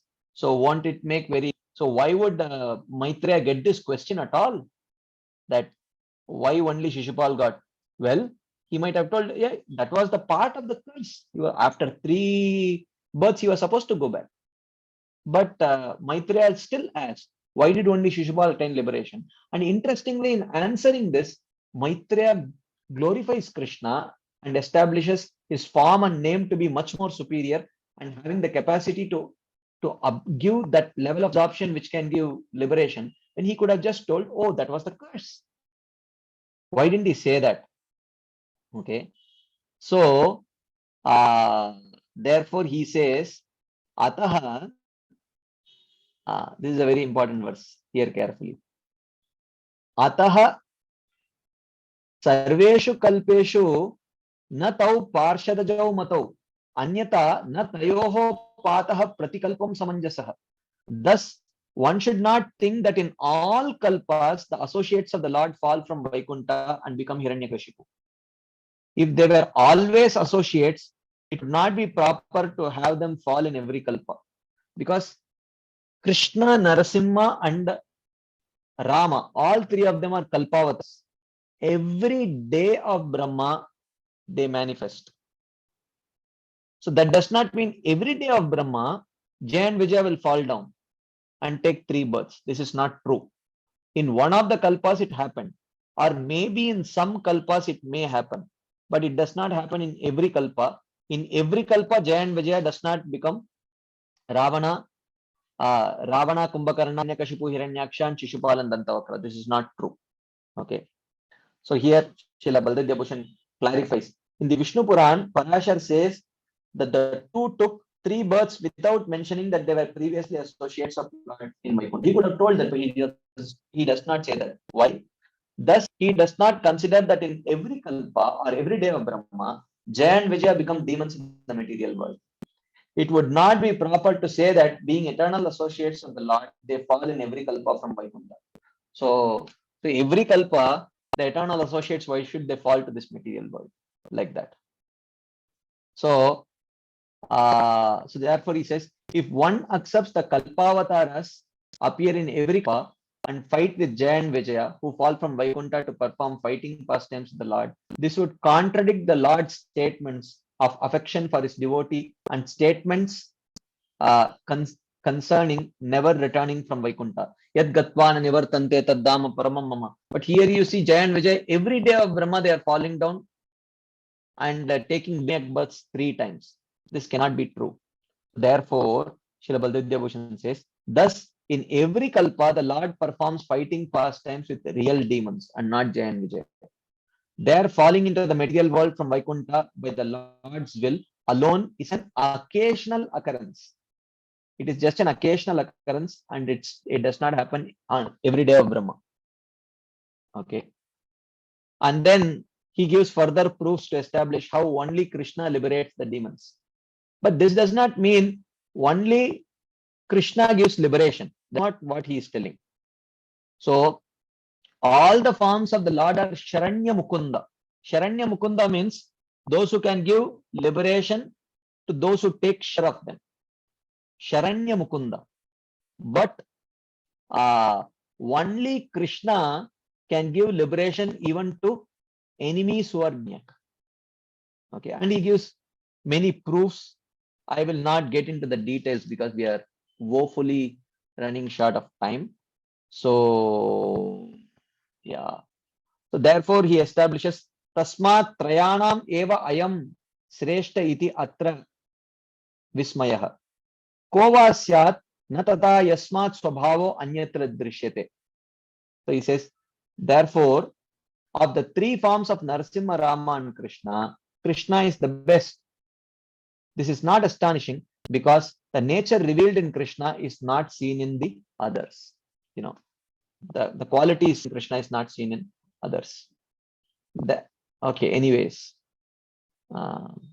Okay, I think, I will stop here and see if there are any quick discussion points or questions, because there is no end to it. We can keep on going. So if there are maybe some other day, we can, when the right opportunity comes, maybe I will take this part by part, because it was over ambitious on my part to actually, even attempt to do such a thing, because it is, you cannot do proper justice at all. So anyway, maybe some other time, but right now we will take some quick questions if there are any. Prahladanand. Thank you very much, Prabhuji. This falling of Jay and Vijay is very intriguing because, I also hear that in case of Bali Maharaj, Prasang, when Narsim Bhagavan and Vaman Bhagavan was, defending, there is a mention of Jai Vijay there, that they were also protecting him. And this yes. You know what is the explanation that is given? Srila Chakradhakur does explain it. Yeah, Sri Vishnu Chakradhakur says that Jaya and Vijaya also did not fall down; their expansions only came down. But originally Jaya and Vijaya were there. I mean, I'm very surprised that you noticed it actually. Because I never noticed it until I read the commentary. But then I thought, how is it that Jaya Vijaya are mentioned here? So the explanation that Vishnu Chakradhakur gives is, just because Jaya and Vijaya asked, Krishna would not deprive Jaya and Vijaya of his own association in Vaikuntha. So he allowed an expansion of Jaya and Vijaya to go and take these 3 births. But Jaya and Vijaya in their original forms, they remained in Vaikuntha as doorkeepers. That is the explanation that is given. So that supports that Taddham Paramamama. Very correct. Done with Pranam Prabhu. Thank you very much. Hare Krishna, Dandavat Prabhu. Thank you. Sukakar Krishna Prabhu. This Jain, Dandavat Pranam Prabhu. So Dandavat nice. Prabhu. Your class is so exhaustive. We really go deep and deep and deep, and we go into the inside the ocean. And we don't feel like coming out. When you're really stopping, I feel why the glass got stopped. Okay, thank you. So wonderful. So this Jain Vijaya, 3 times they came, and then when Chaitanya Mahaprabhu came, they came as Jagai Mada. No? That was just on their own, like a friend, they brought him like that. Was it? What is it? Yeah. Another expansion of Jain Vijaya, they came and they acted as, as Jagai Madai, and then they attained perfection like that. So my question is, there are many devotees who are doing 30, 40 years in ISKCON, but they say that we are really afraid of the miserable material world. That way we want to go back to about it, so that no more birth, death, old age, disease. But actually the real love for Krishna, truthfully, it is not there as we have for our son and daughter and grandson. We know that this is the material world. It's only this life, this son, last life, some other sons. But that Krishna is not like a father who has gone to office, a newborn child. From the office, you'll ask 100 times, how is the child? Has he got up? What did he drink? Because that bodily connection. But with Krishna, we have not seen him. We have not been dealing with him. It's only through Katha we are listening. So that attachment is not there. That 24 hours we are remembering him. That's not coming. So what is the answer should I give?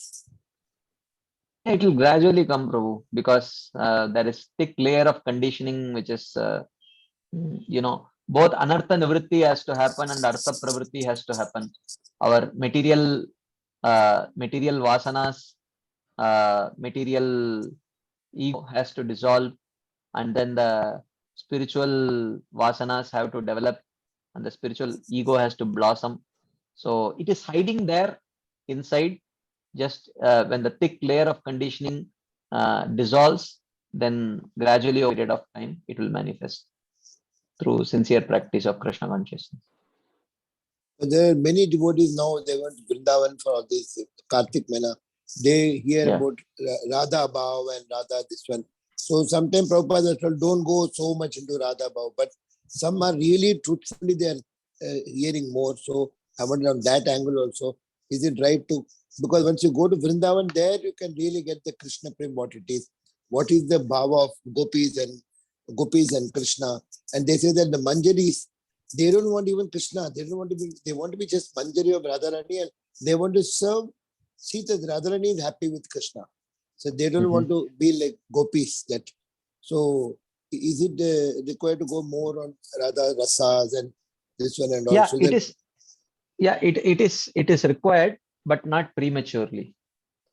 So definitely hearing those esoteric Leela needs at least crossing the level of anartha nivritti and reaching Nishta. So before that, hearing too much of that kind of esoteric Leela will definitely not be useful actually. Thank you, Arnab Prabhu. Fantastic. So nice, Hare Krishna, wonderful. Hare Krishna. Hare Krishna. Thank you. Mother Gail. Hare Krishna. Yes, ma'am. I mean, this last section that you discussed about Jai, I definitely have to hear the recording. But can you repeat the point you were trying to make by saying that Jai and Vijay, they don't come in every kalpa? Yeah. Every kalpa, Narasimhadev kills Hiranyakashipu, Lord Rama kills Ravana, and Krishna kills Shishupal. But in every kalpa, it is not Jaya and Vijaya who take those the roles of those demons. In most of the kalpas, it is actually demons only. They are not Jaya and Vijaya. So therefore, the reason why this thing this was mentioned was, you may say that, oh, why give credit to Krishna? Because after 3 births anyway, Jaya and Vijaya were supposed to go back to the spiritual world. He says, no. Jaya and Vijaya do not come from the spiritual world in every kalpa of the Supreme, every kalpa of Brahma. Maybe it's just an occasional occurrence. Mostly it is regular demons only. So when they are killed by Krishna, they attain liberation. But when they are killed by any other form, they get a better destination, like that. So, I mean, is it correct to say that the demons of Hiranyakashipu, Ravana, and so on, are they like posts? Not exactly like posts, but certainly there are particular prominent demons which the Lord comes and kills. I mean, they get we refer to them by the same names in every kalpa. So in that sense, I'm asking. Yeah, I won't say. I mean, yeah, a different jiva may take that role of Ravana and Hiranyakashipu like that. But I don't. I mean, but I am not very sure if you could call them pose. I don't want as I if don't it's want to an give them allotted. an exalted. I don't want to give them such an exalted type of, description. But it was just, I just meant that only that these they're demons Yeah, that are actually jivas, ordinary yeah, jivas, but yeah, yeah, they're called by the same name. yeah. Correct. Yeah. Uh, and so, oh my God, I had another question, but I forgot it. Okay, I have to skip it. You can while you remember, we will take another question. Yeah. Okay. Okay. There is another hand up. Bhakti Sangha Hare Krishna. coordinate. Yes. Yes, ma'am. Yeah, this is Preeti Vilaswamy. Yes, ma'am. Yeah, Prabhuji, the question, this is purely for argument's sake, nothing like I am not convinced or something. But my question, I'll try to phrase it as clear as possible. So when we talk about this point that the reason why Jaya Vijaya, when they were Shishupal and Dantavakra, they were liberated purely because of their absorption on the beauty of the Lord. So here we were giving credit to the beauty of Krishna and saying that Krishna surpasses the rest of them in terms of his beauty and his attractive qualities, and therefore the two demons, they were so absorbed because of Krishna's beauty that they got liberated, right? So finally, I mean, they attained perfection and they went back. But my question is, why is the focus on Krishna's beauty or Krishna's form rather than the absorption of the demons? Why is the focus on his form? That is the question. Because we see the same thing happening with multiple demons, even just if we hold on to Krishna's beauty itself, right?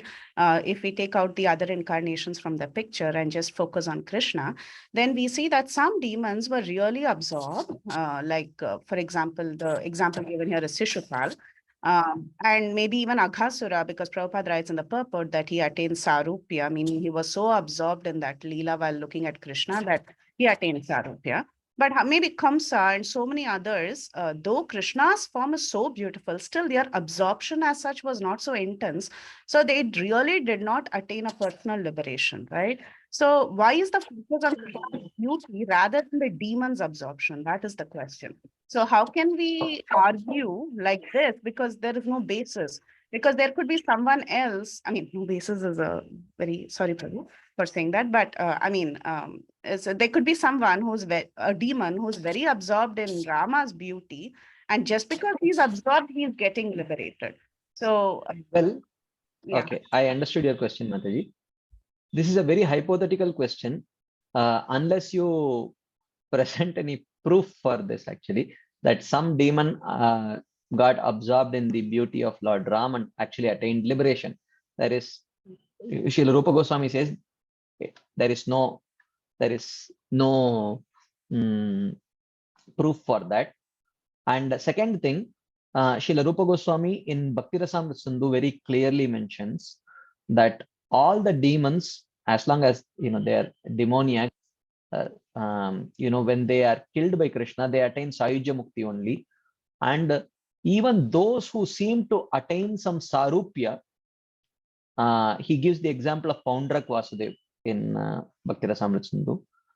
Kechit prapyapi Sarupya abasam majjantihi tatsuke, he says in Bhakti Rasamrita Sindhu. He says some of them, like Paundrak Vasudev, may seem to attain a same form of the four-handed form, but still, while staying in Vaikuntha, they will experience the bliss of Sayujya Mukti only. So therefore, there is no significant credit in one sense given to someone who may have attained the Sarupya, but our Rupa Goswami says, no, that is not Sarupya. That is Sarupya Abhas. So Putana then? Putana also, Mataji. Putana, she got the position of Dhatri, but as a Dhatri, what kind of bliss that she experienced, Srila Rupa Goswami says, the bliss of Sayujya Mukti only. I see. Interesting. Yeah. So this is there in the first 19 chapters only of Bhakti Rasamrita Sindhu. So where he, in the beginning of Raganuga Bhakti discussion, in that there is an elaborate discussion. If you go through the original text, you know, yad arinam cha priyanam cha prapyam eka ivoditam yad Brahma Krishnayor Aikyat Purana Arko, something like that. You know, there are a series of 3-4 verses where he very clearly establishes that even though they may sometimes seem to say that they attain Sarupya, but it is not Sarupya. You know, that it's not Sarupya, it is called as Sarupya Abhas. So the word that is used is Sarupya Abhas. Kechit Prapyapi Sarupya Abhasam par majjanti hi tatsuke, but they are merged in the bliss of tad. There refers to Brahman, Brahma Suke, like that. So even Putana, yes, she did get the role of a Dhatri. Maybe along with the desire to give poison, she also tried to, she had a meager desire to give milk along with that poison. For that, she gets the form of a Dhatri, but that does not mean that she experiences the bliss of being actually a Dhatri of Goloka Vrindavan. That she does not get. Is that relevant, Mataji? Oh yeah, correct, Prabhu. I mean, from the verse, I get that, but I have a question just for clarification. Yeah.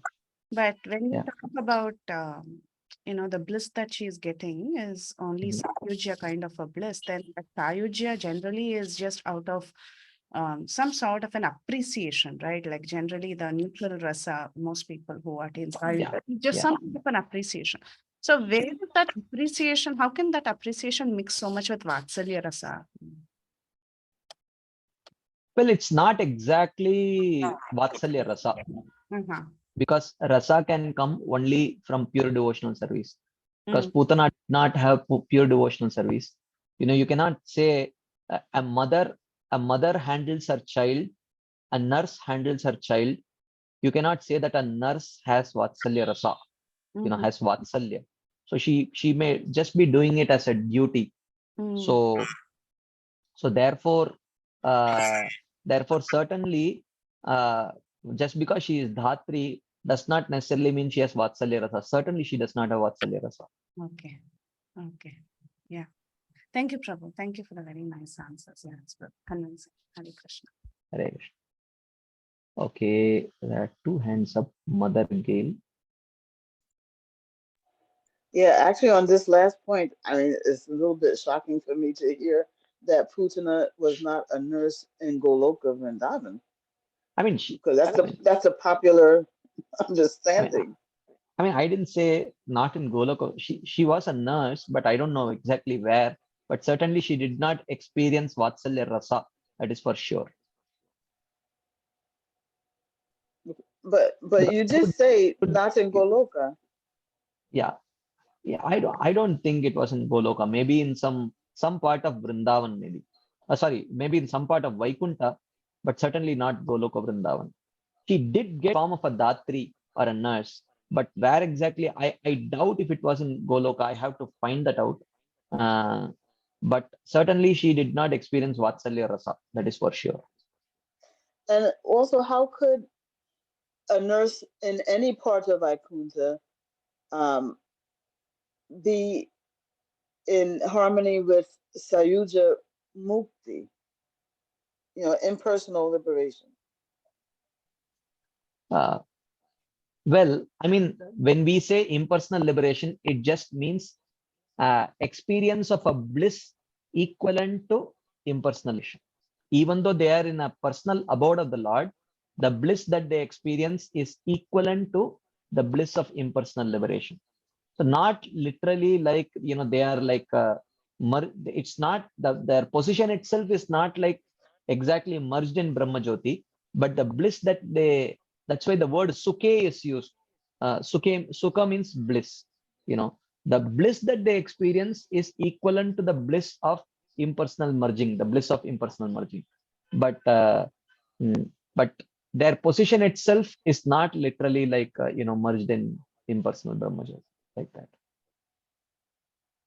So the Sayuja part refers to their level of bliss, but not Bliss, to yeah. not to the relationship that they're experiencing with Krishna. Is it? Yeah, I mean, there may be some kind of personal touch, but there is no experience of that relationship. There is no want also of that. But a nurse would fall into this. A nurse, let's say outside of Goloka, they would fall into that. I mean, if you're a Yeah, nurse, you have a relationship. not, I mean, personal relationship. I will have to check this, but see, not, she might be a nurse, but I'm very sure how much she's personally nursing Krishna, because not all nurse need to, get an opportunity to personally nurse Krishna. She might just be assisting other nurse who might be assisting Mother Yashoda in directly serving Krishna. It could be that way also. Okay, cool. Thank you. Right. Okay, we have some questions in the chat box.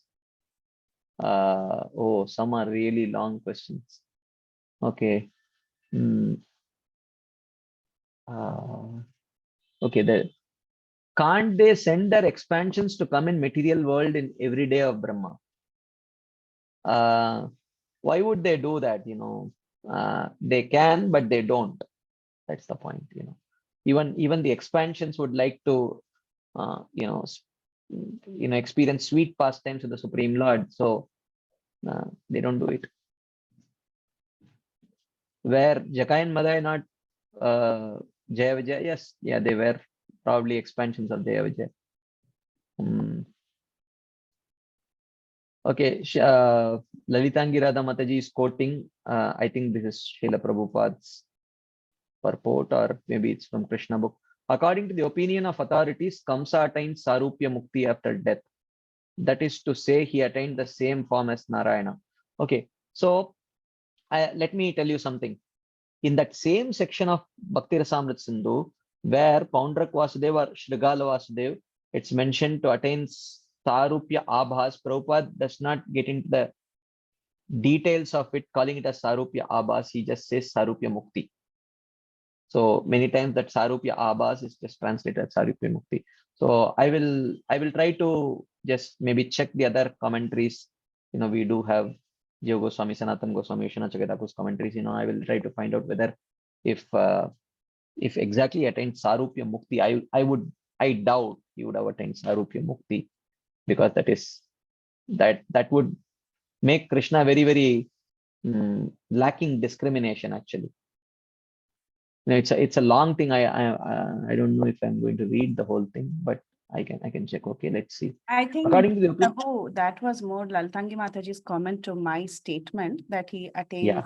Yeah, it was not towards yours, Prabhu. It was towards my statement that he. She was just giving reference to what you spoke. I think. Right. Yeah. It was just a correction for me. Okay. One last question, Sukhakar Krishna Prabhu, and then we will end because I have another class now. Hare Krishna Yes, Prabhu.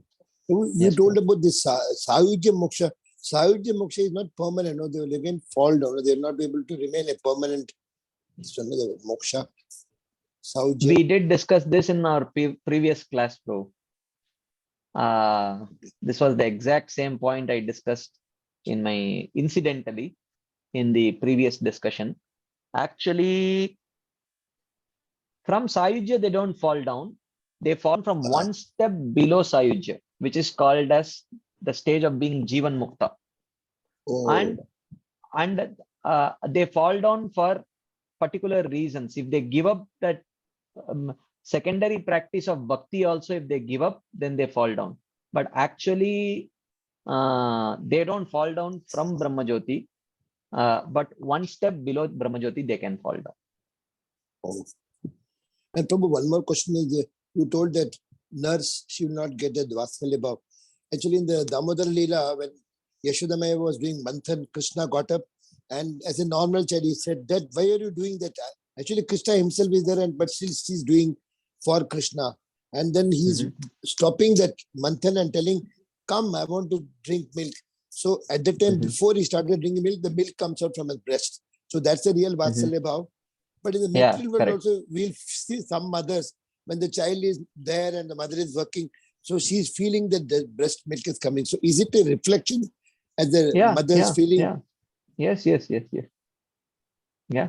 So that means that Putana wouldn't have all those things. She wouldn't have, she's just a nurse. She got that because of the blessing of Krishna. Yeah.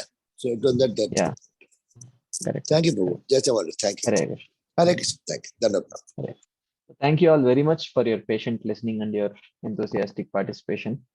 We will, maybe if I get an opportunity, if the topic is somewhat connected, maybe the later parts of Bhagavatamrita also, maybe part by part, little, maybe sometime we can take, it's a useful discussion.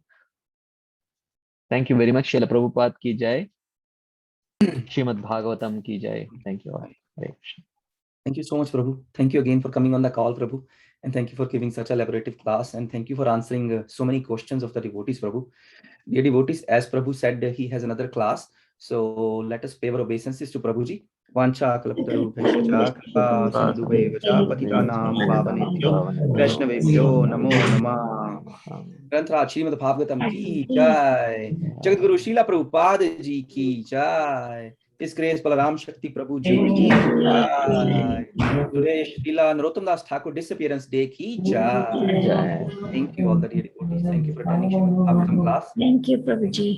Thank you, Lita Mataji. Thank you, Nirvanda Prabhu. Chakra Prabhu. Thank you. I think we'll end the class here. So very shortly, in half an hour, about half an hour, chanting session will start. So please join if you can. Hari Bol. Gauranga. I think everybody's muted.